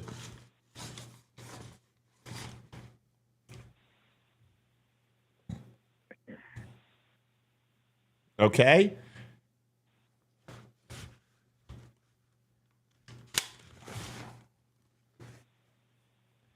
There you go. You think he got that in without people knowing? Come on. He had a 16-inch barrel? No, yeah, this is 16. And he had a 20. I believe. Add 4 inches. Even the barrel would protrude if you took the barrel out. Yeah. There's no way. There's no way. So this wasn't a backpack. Now, I know how I would do it. Yeah, how would you do it? To conceal the barrel, I would strap the barrel to my leg underneath my pants. Yeah, that's not. It doesn't matter. Why don't you just have it there the night before? He was there the morning of. Why not just stash your rifle in the tree? Then that solves the problem. So this whole thing that he broke his rifle down, I don't know. I don't think so. Shooter had a duffel bag, several bags. Okay, even a duffel bag. That's going to be obvious. Well, a duffel bag at a rally? Yeah. You bring a fucking duffel bag. He's got a sea bag. He's got a Navy sea bag with a fucking, I mean, dude, you kidding me? Look at this thing. This thing ain't small even when I'm there. I mean, even when I'm there, full extension on this thing. I mean, come on, man. This thing's massive. This thing's massive. There's no way.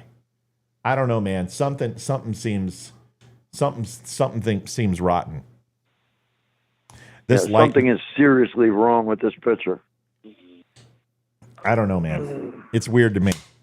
Well, after last night's show, I got home early from work today, like 5:00.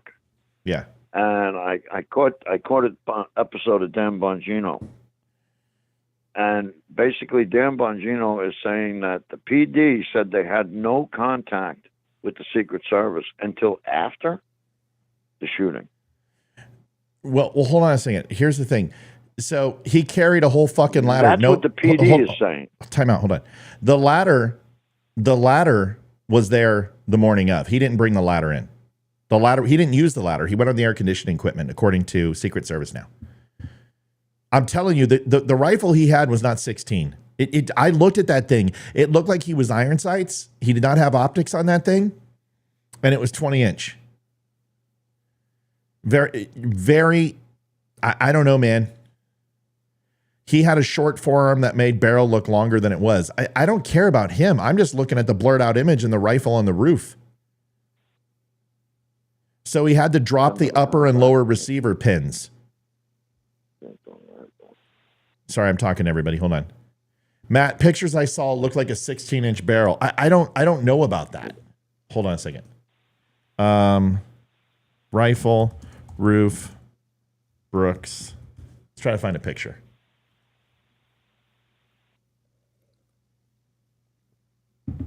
Have they released what rifle he used? Stumpy? I don't know the answer to that. I'm reading comments on Rumble as well. I want to see, because I've seen the pictures on the roof. Here it is. Oh, I've got a really good image of it. Hold on. It's loading. That's how good it is.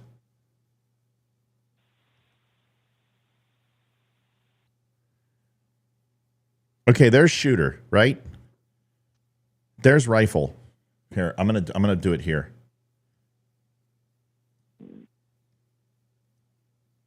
How far can you zoom on the rifle? I can do it pretty good. Just let me do this real quick. I had to empty my trash.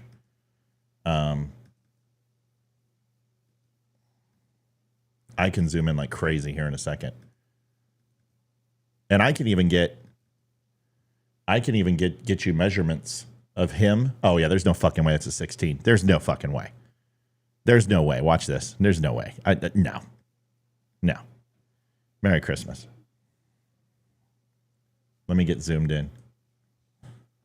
That is not a duffel bag. There he is.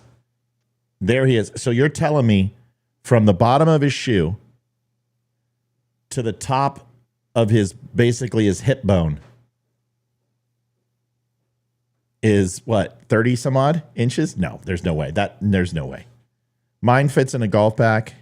Let me see what else people. He's backpack had the ammo. The gun they showed was bigger too.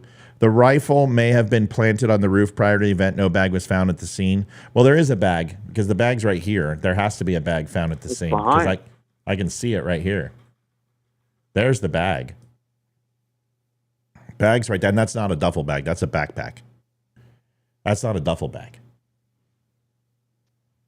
You're telling me this rifle from here to here,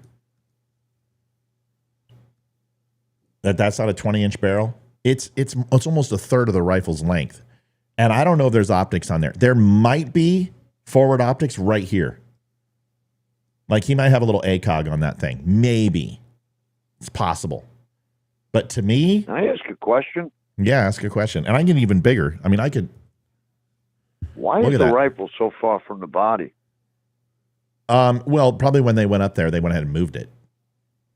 Yes, that's what I was thinking. They would get it away from him. Okay. Yeah, there's not a foregrip on the gun. Are you saying it was a car? Possibly. Because it kind of looks like it, doesn't it?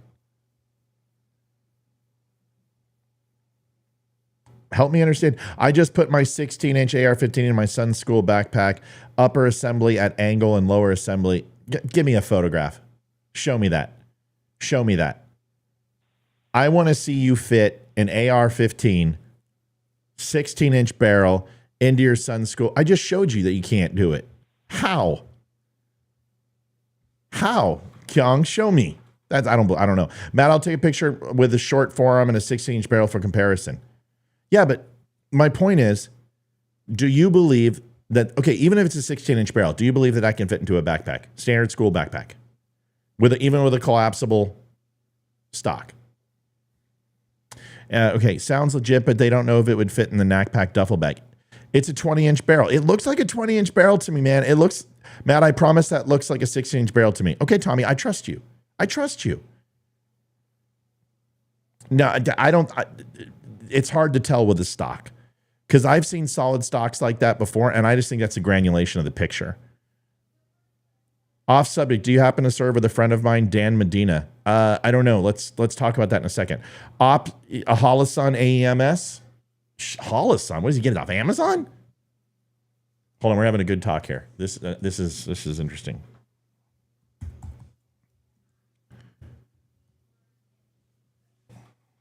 Yep, that's what I thought. So it's just a standard box optics, very similar to an ACOG style, right? So it's just a red dot, right? So it's not ACOG. A Holosun. Those are on Amazon, dude. Those are fucking, aren't those cheap? Oh, that's quite a bit. $399 for yeah, so that's actually pretty pricey. I thought those were the cheap ones. Maybe it's not Holosun that I'm thinking about. There was another brand.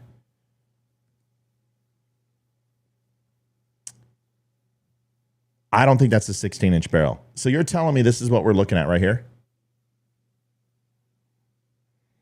Versus that.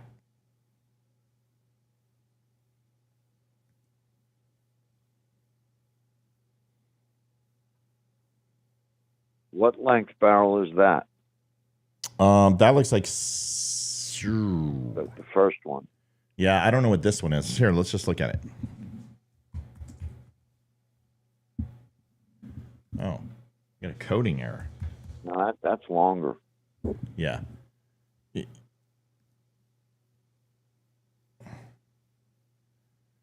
So that's a car 15.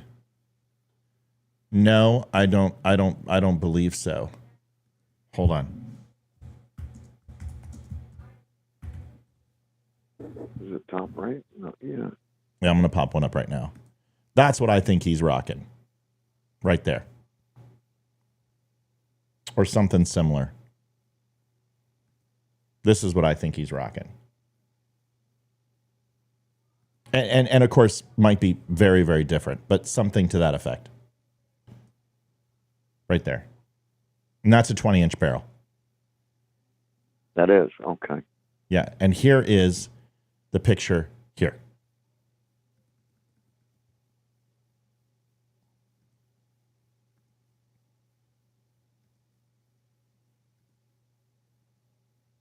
Do you see how see how mag and lower receiver sits back further, and it's about 1/3 along the way of the barrel. Like you could take a 2/3 and you're almost a 2/3. So this would be almost 35% of the overall profile of the weapon to this range here.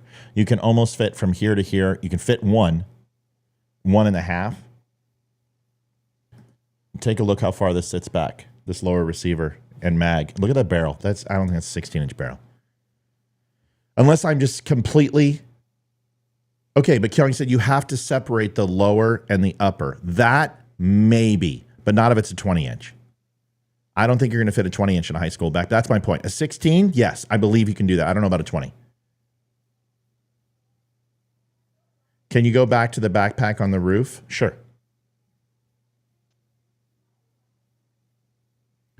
That doesn't look like anything more than a standard backpack to me. It might have an... Yeah, I don't think it's a school bag. I think it's a tactical bag.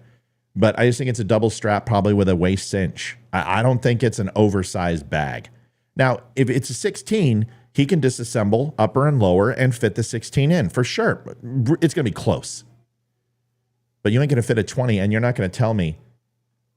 I know you got to take the upper off. You're not listening to me. I understand that. What I was trying to tell you is not if it's a 20-inch. You're not going to fit that.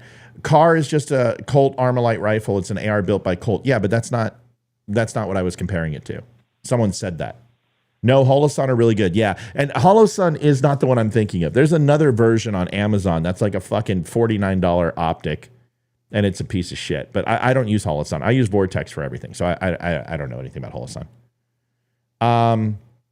Okay, here, Matt, Defense Procurement Manufacturing Service, DPMS AR-15 style at the shooter's father purchase. Okay, hold on. Now we're cooking. DPMS. I can't see my keyboard. AR-15.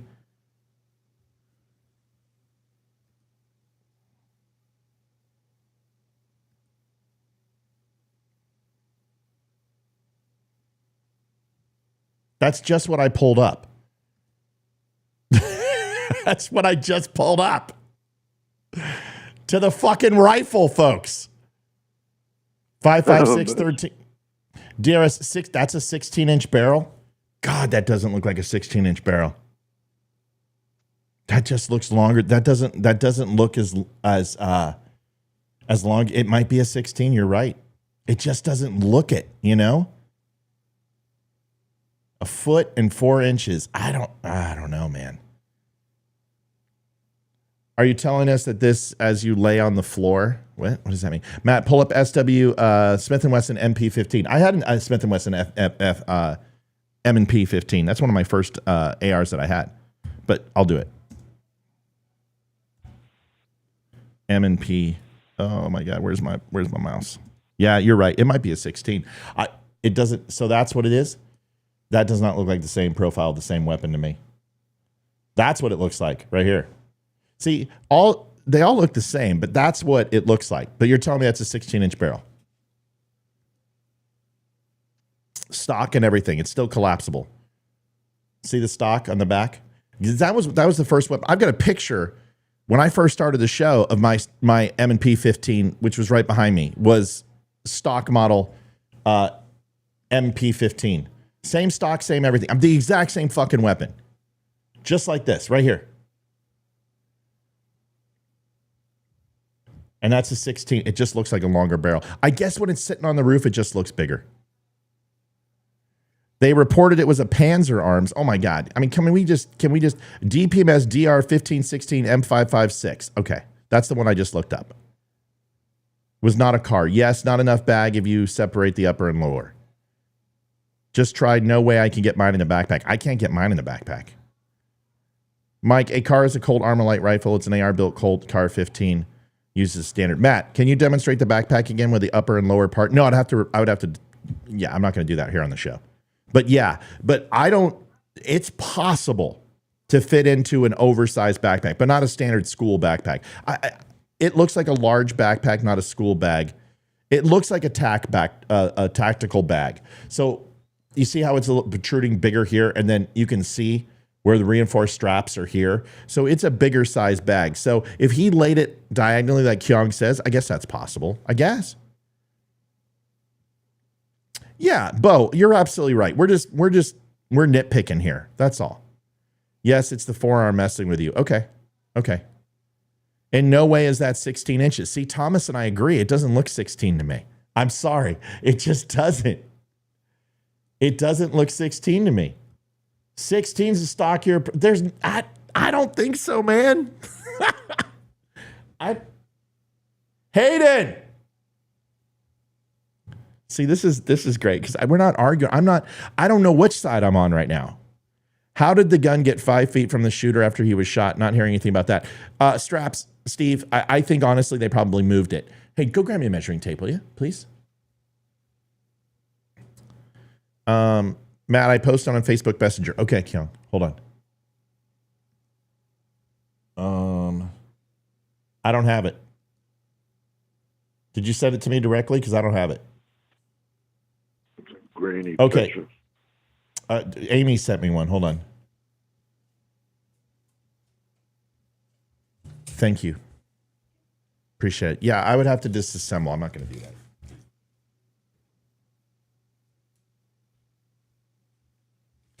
Yeah, that's 16.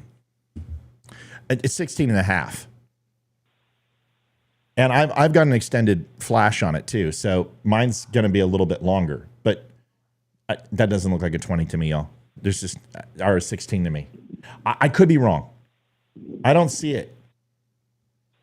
This article sucks. Sorry, Amy. I don't see it. So,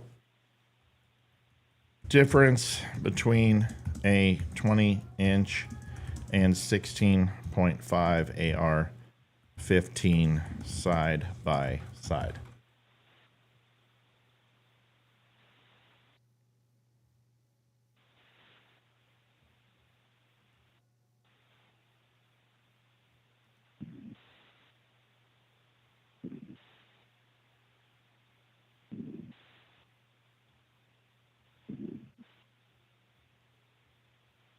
.5, 10-inch. There's a mid-length, 14 to 20 inches. See, we're only talking about 3.5 inches here. So it very well could just be the distortion of the photograph. It just looks like a longer barrel to me. That's all. Just based on comparison to his size, I understand the rifle's closer. I understand that completely. And that can sometimes throw optics off.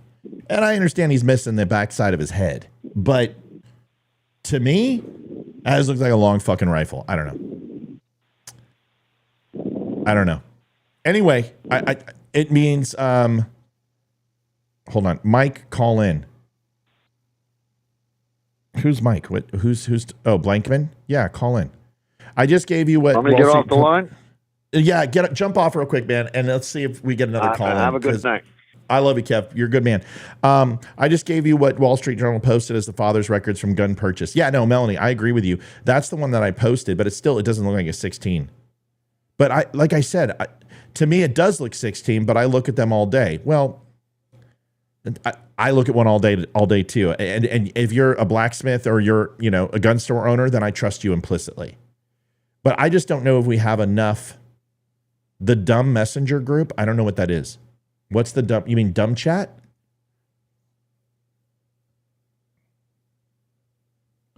That's going to be on my phone. Son of a bitch. Hold on. This is interesting to me. Okay, there it is.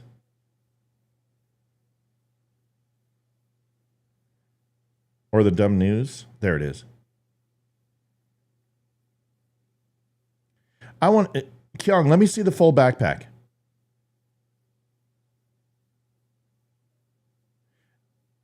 Yeah, no, I see you've got a long-ass compensator, but that's an oversized bag.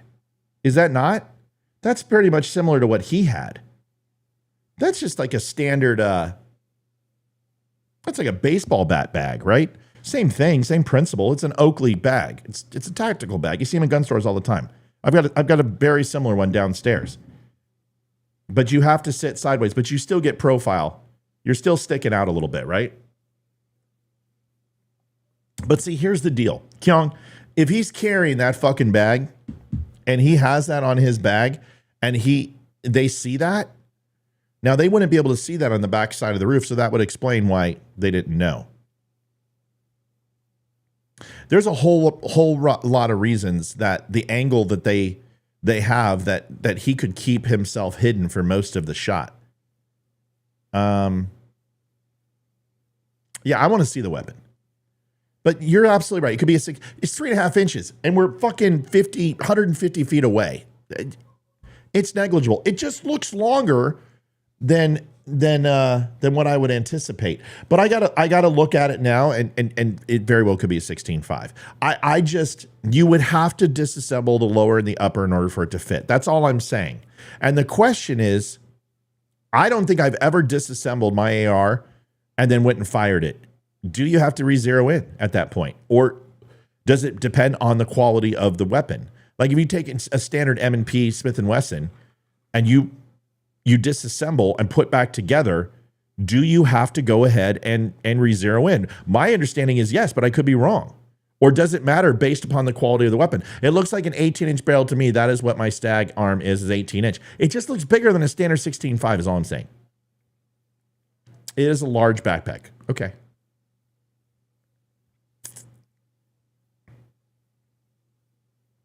Yeah, I have bags that you can put an upper and a lower in. That's my point. My point is that when you go ahead and you disassemble upper and lower, put it in a backpack, and you go ahead and reassemble, do you have to re-zero the rifle? That's the question. I've never done that. I've cleaned my rifle, but I've always re-zeroed at that point when I go to the range. I've never actually, I don't think I've ever reassembled, maybe in the military, I don't think I've ever reassembled on spot and then went ahead and fired my weapon right after without re-zeroing in the rifle. Somebody tell me. I don't know. Somebody who has shot in that circumstance, I just don't know if I ever have. And I can't speak about it and actually give you an educated answer, so I'm not even going to try. I could guess.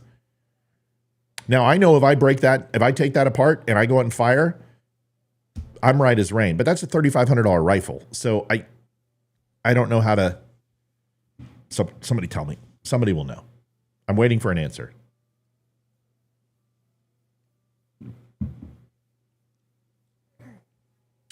Yeah, because the optics and scope will go with the upper. But you have to assume, in no way, shape, or form, is this guy screwing with the optics in any way, shape, or form. It won't matter at 132 yards, is my point. They stay zeroed. Yes. Understood. I just said that. My point is, does the quality of the rifle impact that? Are you going to get the same type of result from a high-end rifle, from a lower-end rifle? Or is it all the same? That as long as your optics are mounted properly, as long as you've got fixed iron sights, you've got everything going, you take off the upper, you take off the lower, put it in your backpack, reassemble, go ahead and rack around and fire, you're going to get no fluctuation in the quality of your shot, right? Okay, Will and I agree. You should not have to set zero as long as it's not a beat up piece of shit. Answer in the phone. This is interesting. It's good stuff. Hey, what's going on? Who's calling? Hey, man, it's Tommy from Country Sportsman. What's up, Tommy? Talk to me, man. What are we missing here? Okay, they will stay zeroed because the fact that the barrel receiver stays in line. It's only the lower that gets assembled, so you don't have to worry about anything coming off the sight. Right. Because the optics stay with the barrel. Right. But so when this guy, okay, so assuming that this guy's he's got fixed iron sights, right? So these iron sights are absolutely fixed on this weapon system, right? Right.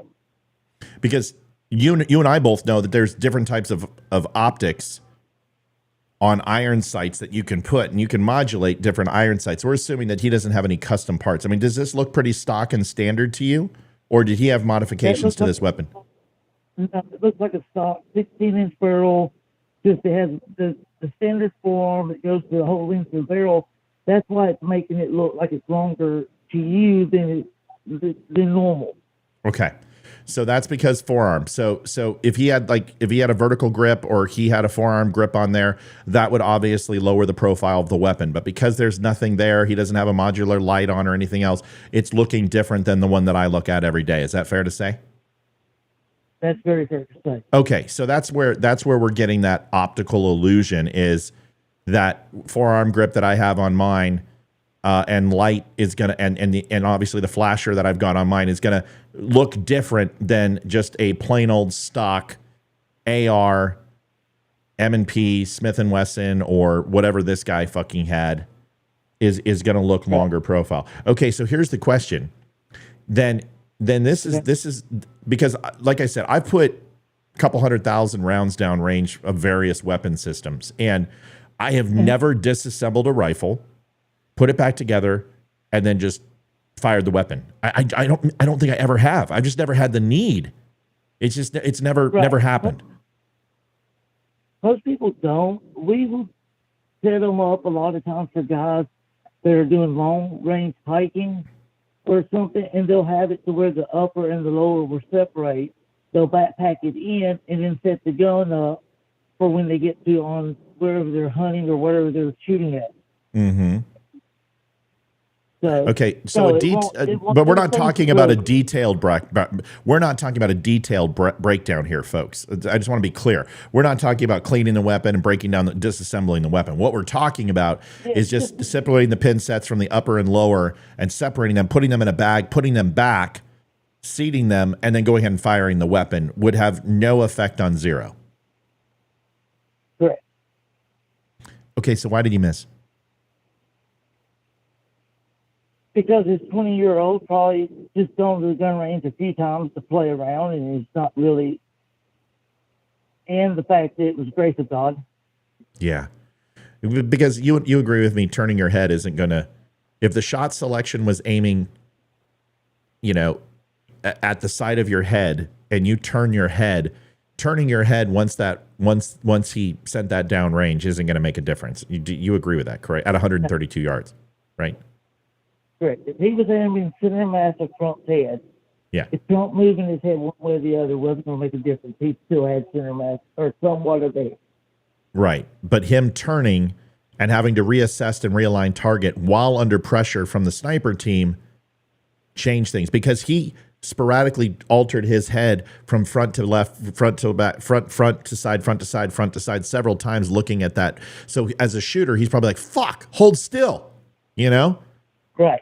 So let me ask you a question. Even a 20-year-old dipshit who isn't military trained, who hasn't put rounds down range, would know that you drop from the headshot and go into center mass, or you at least go chin the neck. Why did he go to chin the neck and just fucking kill him that way? Why go for a headshot and try to apricot him from the side? Why not just drop and hit him chin the neck and end him? One round in the neck and he's done. I want to bet that he was just a Call of Duty player that went to the range a few times. And he's used to playing the video games where you just pull the trigger, you hit him anywhere, he's dead. And he was just trying to get a rush shot off on the most exposed object that he could see quickly. Yeah. Kyung says one of two reasons shooter misses the wind. Just look at the big flag, how much it is floating. It's a lot of wind. 130. What? Wind at 130 yards isn't going to make a difference. I know, that's what I'm saying. See, this is where I am going to jump in here. Disassembling a weapon system, putting it back together and firing. I've done that with Glocks. I've done that with my M1. I've removed it from its entire wooden housing, just cleaned it, stripped it, and I still go out and fire it because it's a 150-yard weapon. You can hit it at 300, but 150 is its sweet spot, and I'll still zero that fucking thing in with one round. Right. There's no way at 132 yards windage is coming into play unless you're getting 60 to 80 mile an hour gusts. And even then I would question it. I mean, you're going to get what? You're going to probably get 2 to 3%. Well, you're probably going to get 5% to 10% speed loss out of the barrel out of that round. So 27, it's going to drop down, or leaving it 25 to 24. It's going to be coming out there, what, 2250 to 2300 miles an hour? There's no fucking way. Somewhere. There's no way that a few wind gusts are going to make that big of a difference at that range, right? No, it's not. Okay. Not on the 5.56 because the bullet is so small too. Well, right. That's my point. I mean, the profile of that round is, I mean, that's the thing about using 5.56 2.23 is the depreciation of speed is fairly significant when leaving the barrel. It's a light round, but I don't know. I don't know, man. I don't think that the win that day is going to make a huge difference. I think this kid got nervous. I think he rushed his shot. I think he squeezed. I think he wasn't any good. And you know, I mean, because honestly, let's put it this way: Oswald should have had a kill shot his first shot, but he didn't get it until the third shot. Well, supposedly, if you believe the magic bullet theory, which I don't, but let's assume he got his best shot was the third shot with target leading away from him, right? Through trees and foliage. Yeah, I don't buy that. So I don't think the win. After his first shot, he probably didn't have control due to the recoil and missed rest of shots. Of course. That's why I said his first shot's going to be his best shot. Second, third, fourth hit. Will be off. And then also he knows that the sniper team after that first shot sees him, so he's going to start panicking. Right. Like listen to me. There is a very big difference, and Tommy, I know you know this. There's a very big difference between firing with the anticipation that someone might catch you versus firing where you know there is two professional sniper teams that are going to put a fucking round in your eyeball at any moment. Those are two different pressures. Know what I mean? Even if he was on a suicide mission, you still know that fact coming. Yeah, and I bet his heart's probably bumping at 186 miles an hour. He's probably doing 186 beats a minute, right? 185 beats a minute. His breaths are shallow. Hypertension's kicking in. Fuzzy vision's kicking in. I mean, everything's kicking in. Fight or flight's kicking. Adrenaline's going. This guy's not trained to make that shot. I understand why he missed. The question that I have is, why the fuck would you go for a headshot? I mean, shot selection is everything. You know that. And everything, I don't care if it's a handgun or a high-powered rifle, shot selection is absolutely critical in everything you do. Lack of proper training because he was probably never taught to shoot center mass. Yeah. Well, center mass isn't always the best choice. At that range, there's nothing wrong with a headshot. But the moment that he's moving left and right and he provides center mass to you and you have a shoulder strength or a shoulder width of area and real estate to hit, I'm putting one in his chin. So I'm hitting neck and shoulder. I mean, I'm not going for a headshot at that point. The moment that he exposed his entire front torso. I mean, he literally goes, woohoo, you know, and shows his entire torso. And that's a big frame to hit. I mean, even if you hit him in the belly button, even if you hit him in the fucking groin. Yeah. Tommy, how you been, man? You good? Good, buddy. Yeah, how's business? It's typical summertime pattern where it slacks off, but we're starting to get picked up for bird season coming in and deer season coming in. That's good. Where are you out of again? What state? I'm in Rome, Georgia. That's right. I'm going to go see Still Point soon. I'm going to come down and see you. When I do, I'll reach out and come down and see your shop. Maybe we can go put some rounds down range. And I actually, Eli, go ahead. What? Yeah, just let me know whenever you head this way. Yeah, I will. Vicky says Trump didn't wear a vest for protection prior to this. I would be shocked if Trump didn't wear a vest. I don't know if you've ever seen Trump in a suit, but his gut doesn't hardly show. But when he's golfing, it does. And that's usually indicative of a vest. Vest kind of tucks everything in and makes it go wide, if that makes sense. Yeah. So I'm pretty confident that he was wearing a vest. And he's wearing one now for sure. It's weird, right? This whole thing is just strange. It doesn't make much sense. And the only thing you can attest it to is that he's an amateur. But once again, people talking about two shooters. If this was a government conspiracy and the government wanted Trump dead, they wouldn't have missed. It's just something they wouldn't have missed, right? You could hire a guy straight out of boot camp who could have done this shooting and probably would have pulled it off. And they wouldn't have, if it was a professional team, they wouldn't have used the fire. Tommy, I still say that barrel looks longer than 16.5. I'm just saying. I'm just saying. It just looks long. You know better than me. You're a gun expert. It just looks longer, but I don't know. He was a small guy, wasn't he? What was he? 5'7", 5'6"? He had to be short. I don't know the exact frame of the guy, but I know he was not over 6 foot. All right, Keon says, I shot 200 yards on my 15 and just 5-mile-an-hour wind play. The bullet, 1 MOA difference, and I was using 5.5 and 6.2 over 6.2 tends to be less affected by wind. That's at 200 yards. You're talking an extra 210 feet on your shot. There's a difference between 123 yard shot and a 200 yard shot. And you might have had a slight modicum of difference, but at 5 miles an hour, you saw that much of a difference. I don't know what to tell you. It's hard for me to believe at 5 miles an hour, you're seeing that much of a difference with windage, but I don't know. Tommy, what about you? Do you think 5 miles an hour makes that much of a difference? No, I've never seen it. And Not at 5. So have I. And I not at 5 miles an hour. Now, if you have 15 mile an hour gust or 20 mile an hour gust, I could see some modification that might need to be made in your shot selection. But I don't know. Yeah. Matt, think about it. The mainstream media, the left lies and drives people over the edge. You know, they've reached a few unstable people. They didn't need to do it. Well, of course. I've never thought that this guy wasn't a lone fucking just a dweeb who decided to go ahead and take. He didn't even know he was going to shoot Trump. I'll be honest with you. I don't think this guy's original intention was to kill Trump. I don't think so. I think his original intention was to shoot as many people as possible. And then he saw that Trump was actually going to be an option and decided to take the shot. But I could be wrong. Either Matt, because the fact that he had the explosives in his vehicle for a mass casualty situation. Right. That's my thought. It is like either A, to use it as I know everyone keeps calling, but I'm talking to Tommy. He could have used that as a distraction event. That's what I thought, right? To distract the sniper teams is pop that, have an explosion, but then Trump goes down. So honestly, I mean, this guy had to have some basic common sense that if a bomb goes off, Trump's going to go down, right? So use it I as. figured he was going to get up on the top, start shooting, get people to panic, flee, and they're going to flee past where his vehicle was. Right. Blow the vehicle. Right. That's my thought. He was going to use it as a mass casualty event. Kyung says, I was probably using crappy ammo too. But Kyung, that's possible, right?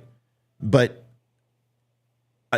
5 miles an hour it is negligent, and I'm not even calculating that into my shot at 200 yards. I'm just letting you know. And I don't care what I'm using. I can use my 30 cal. I can use 5.56, 223. I can use. It doesn't matter. It doesn't matter. Than 5 miles an hour. Yeah, it's just you've got to understand the amount of speed that round is moving and how it's traveling. It doesn't have time to be impacted by 5 miles an hour of wind. That's my point. It's not a matter of wind speed. It's a matter of the distance of the shot by the time it reaches target. It doesn't have. It's a negligible impact, is what I'm saying. Okay, Melanie says I keep trying to call. One MOA, that could be simply to adjust the difference in the barrel getting warmer and it's starting to throw the bullet off a little bit. Absolutely. Yeah, there's a lot of different variables that would not be wind that could play into that situation, I guess. Darla says, I'm curious about the 3 offshore accounts with 1.5 million. What, from localnewstoday.com? Yeah, there is no 3 accounts with $1.5 million in it. This is, Darla, this is something that was pushed through by Glenn Beck on The Blaze on 2 very obscure channels that have also a bunch of news on it. That's bullshit. There has been no confirmed reports of $1.5 million accounts from any sources that I've seen.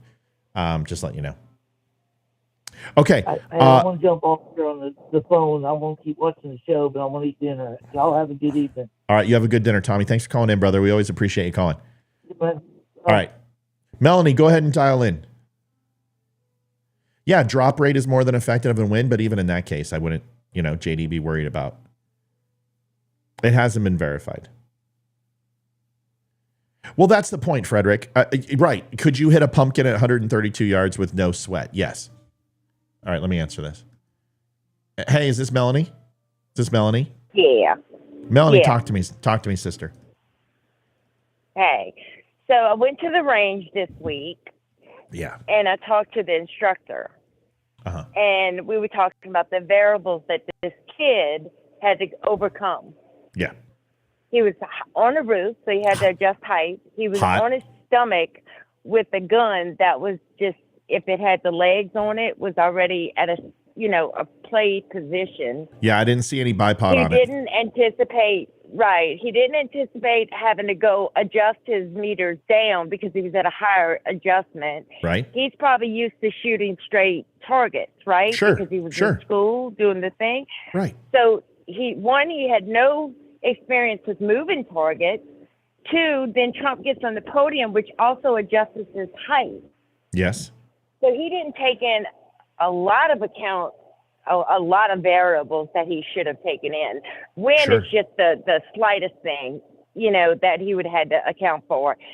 A moving target, shooting from upper range, because even when I go hunting, if I'm in the deer stand in the tree, I have to adjust the one that's on the Sure. ground at Sure. all times. Sure. Of course. Or if I'm on a boat, I have to adjust for the boat moving and my target, the dog's running the deer, right? Right. So there's so many variables. This young kid did not take. He thought he can go there and get a headshot. He probably already assumed he had a vest on. So, one, he should have assumed the next shot before the headshot. But hey, he's a 20-year-old inexperienced kid. Yeah, and 123 yards of vest is not going to help Trump a lot. Let's just be completely transparent about that, especially from the shot that he was trying to make, a side profile shot. I understand a lot of people are like, hey, I want to get shot in the shoulder. Shoulder is one of the worst places you can get shot. Somebody like, I want to get shot in the thigh, a major artery in the thigh. So Yeah, absolutely. you don't want to get shot in the shoulder. You don't want to get shot anywhere. Like the best place to get shot is your thumb. Okay, that's like the best place you can get shot, or your outside earlobe. Now, the thing that you want to know what blows me away even more, Melanie, is not that the shot just hit his ear and he walked away from it. It's that there was no concussive force. That literally, I mean, the concussive force of a round hitting something could have done brain damage, internal damage, just literally the concussive force. If that would have got a meatier part of the ear, that very much could have killed him. Just as simple G forces of the magnitude of that impact can have an impact close to his temple and close to his brain and ear canal. Shocks me. I mean, this is so fucking close. It's like to the point. I don't even know how he didn't fly off the pedestal he was standing on. Well, it doesn't. From the force. It doesn't like have that much impact. Like when you see in the movies when a round hits you and it spins. Blew out my shoulder with one. Well, my point is the bitch. Well, yeah, but that's different. That's the difference of force being pulled back. That's the mass of the rifle going from 0 to fucking 60 miles an hour. That's different than the round hitting you that has very little mass. A lot of people say, oh, I got spun around by a bullet. Well, that's something like a fucking 45 or a 50 cal. You'll see people get hit by that and it'll spin them. But a smaller round like a 5.56 or a 2.23 isn't necessarily going to spin you. I think that's what they said he was using, was a 5.56. Yeah, it's a 5.56 more like than anything. some in the bag. Yeah. Yeah. Kyung says, I don't know. I just think he didn't take in the variables of where he was shooting from to make that, because any hunter could have made that. Let's be real. Yeah. There's never a good place to be shot, except for the places that, like, thumb would be good. Thumb's good. Hit me in my pinky or my thumb. I don't want my thumb. I gotta have my thumb. So pinky would be, my pinky toe is fine. Whatever. I don't want to get shot. It's not fun. It's not a great experience. And either is getting stabbed. I know somebody who was shot in the butt and it traveled up and through the stomach. Well, that's from the right. Butt. That's right. Well, listen, you saw what happened to Steve Scalise where he got hit in the leg with that 2.23. I mean, it just obliterated from a 5.56. Those rounds are moving fucking so fast and they do so much damage. But the thing is like, if you're going to get hit by a round, getting hit by a 5.56 is not a bad deal as long as it doesn't hit any major organs or bone. If it just goes to the fatty part of your body, it's in and out. But like a 22 is one of the worst things to get hit by. That fucking thing just goes inside your body and just sprawls and bounces around internally. And travels. Yeah. You don't want to, people are like, oh, I don't mind getting hit by a 22. It's like a BB gun. It's like, you're full of shit. Those 22s will, if they nick an artery, nick a major organ, you're toast. You know what I mean? I don't know why they use 22. Some kids around here try to use 22 on rabbits. It just destroys the rabbit. Well, right. I mean, 22s are, Listen, it's a 22. I mean, Darla said people are not taking into the fact that President Donald Trump leaned into the microphone when he turned his head. That doesn't matter. I want you to be really, Darla, when you're firing a weapon, okay, and you pull that trigger, it's over. Whatever position you were in, you're going to get hit. You can't dodge a bullet. There is no perfect timing, right? So, you know, you see these guys with samurai swords that cut a bullet in half. No, that's fucking bullshit. Do it a million times. When you fire a round at 132, the delivery time is faster than a human being can move. It's faster than a human being can blink. It's there. At 132 yards, it's there. It's moving at 22 fucking 50 miles an hour. I want you to imagine a car going 60 traveling 132 yards. Now imagine a bullet going 2,200 miles an hour. It's going to be delivered like that. It's moving faster than a plane. I want you to imagine just an airliner at 500 miles an hour moving 123, 132 yards. How quickly is it going to be there? Now imagine a bullet moving 4 times as fast. So it's already there. But what I'm saying is what happened is he changed the profile of the shot. He was going for a headshot. And instead of having this, a circle pretty much, he had an oval, narrow face. And because he did turn, he didn't readjust his shot. And he probably got it off in a hurry because the snipers were zeroing in on his location. That's what I'm thinking. Plus, he was breathing. Yeah. Plus, his heart rate's going 180 miles an hour. He's probably pulling the trigger as hard as he can versus squeezing. I mean, this guy wasn't a good shot. This is just it. It's just God has perfect timing. Yeah, but okay, Darla, listen to me. It had nothing to do with the head turn, okay? It changed the shot selection. If he would have fired that round while he was turning, Trump would still be dead. That's what I'm trying to tell you. It wasn't the turn. The turn didn't stop the bullet from hitting him. The turn changed the shot selection of the shooter, and he continued with the shot anyway, and it hit him in the ear. Do you understand what I'm saying? Dean says that's not true. Deadpool can cut a bullet. Melanie, we love you. Thanks for calling. Did you have anything else you wanted to add? no. Okay. Yes, we love you. Thanks for calling. I'm a hunter and a concealed carry, training. That's it. I think you got it spot on. I really do. I appreciate you, Melanie. Always good to have you calling. Thank you, ma'am. All right, bye. Bye. Evelyn says, so he moved to that position before the shot? Absolutely. Yeah, it wasn't like this. Bam. No. It would be like this. Ready? Bam. Dead. That's it. There is no movement. So he's on optics. Trump moves again, and he's literally, doing this. He's looking at the monitor and then looking forward, looking at the monitor, looking at the camera, and this kid's probably like, "Fuck," right? And finally, when he moved, he pulled because that was his last minute. He realized snipers were on him, or he felt rushed, or the cop was there, or people were fucking shouting at him. Whatever it was, he pulled. 5.56 tumbles when it hits. I've seen an enemy hit in the chest and it came out his shoulder. 5.56 tumbles? At 200? 123?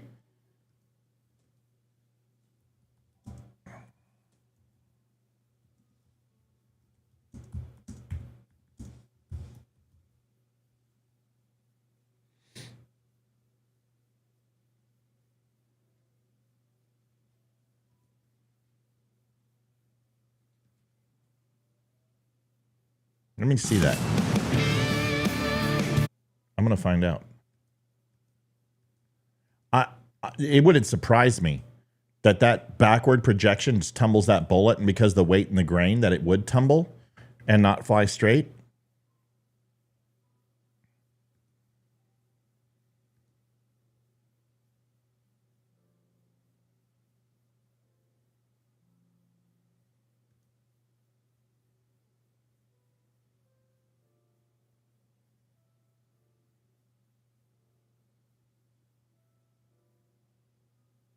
Because wouldn't that have to do with the rifling of the barrel more than anything?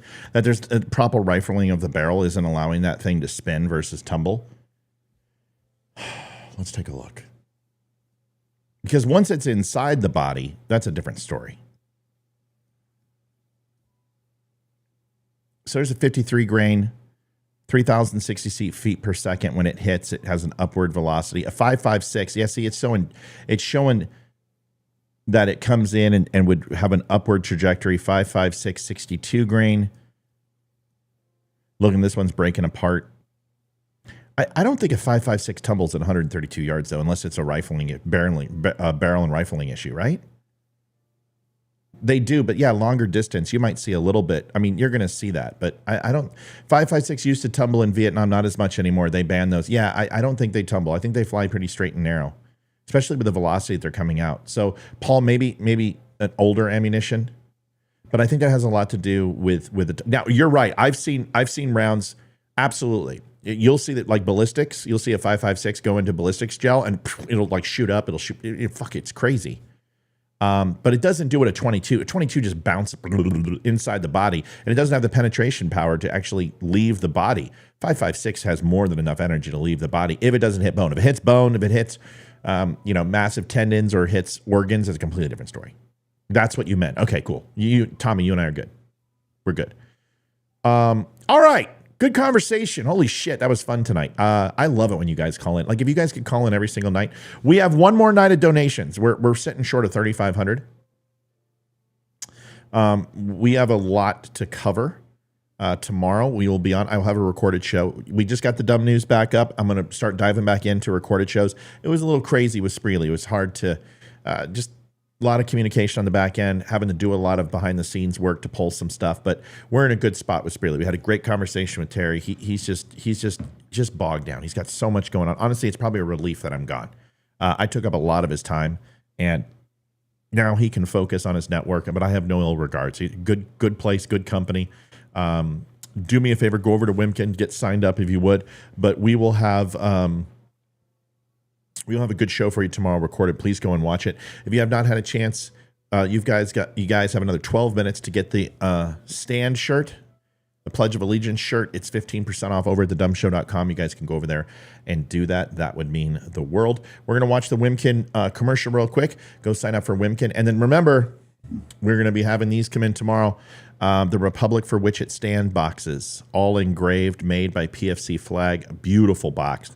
We'll hold all new 3 books. We're going to do the Emancipation Proclamation, Common Sense by, it's not Common Sense, it's Virtuous Ways by Benjamin Franklin, and the Flag Etiquette book. One of the most requested things people talk to me about is how to treat my flag. Do I have to light it up at night? When do I put it at half staff? What's half mast? What's half staff? What's a truck? What's a cleat? When do I surrender it? How do I surrender it? Do I take it to the fire department? Do I burn it myself? Do I say a prayer over it? All these things are in the Flag Etiquette book. So we'll go ahead and take care of that for you. You guys will get excited about that. Here's Wimkin, and then I will come back with parting words. Are you tired of being constantly banned off of every social media platform for saying facts only to be proven right 6 months later after you already had to create a new account? Tired of Fuckerberg robot AI-looking bitch constantly putting you in Facebook jail? Or maybe a geriatric old bastard who shits his pants in front of the Pope became the resident-in-chief because his crack addict, traitorous son had complete media silence about traitorous actions and backdoor deals with the big guy. And those bastards ban you for sharing the story. If you said yes to 2 of the 3 above, you don't need to circle back like a failed White House spokesperson who has 2 alcoholic drinks for a name. Up in Wimkin, we think it's fair not to sell your data to China, even though their president is super inclusive and named Xi. We kind of have a problem with the whole harvesting organs, slave labor, and communism. We also don't compromise you or get your kids to do stupid and dangerous trends. So you don't have to find out secondhand your kid Johnny is an idiot. Look no further than Wimkin. Made and housed in the USA, Wimkin offers all the features of Facebook and more, with complete data privacy and safe for your whole family. Download us on your app store today and join the community of users who value privacy and safety. Wimkin. Thanks for watching, everybody. We'll see you tomorrow, and we will have a new show recorded. A couple news articles and everything else. Thanks for watching tonight. We appreciate you. Remember, linktapgo.com/thedumbshow. Help the show out. It is 100% funded by our viewers. So if you can help us with a donation, we would appreciate it. Please take a look. God bless everybody. We will see you tomorrow. With Olivia and myself, we will both be on. Good night. Adjusting transmitter output. This is the Don't Unfriend Me Show with your hosts, Matt, Leroy, Amy, Olivia, and Mike. Geopolitics, military analysis, and election coverage. Coming to you live on the Spreely.tv network and all major social media channels at The DUM Show. Honest, direct, unfiltered. We can agree, we can disagree. Just don't unfriend me.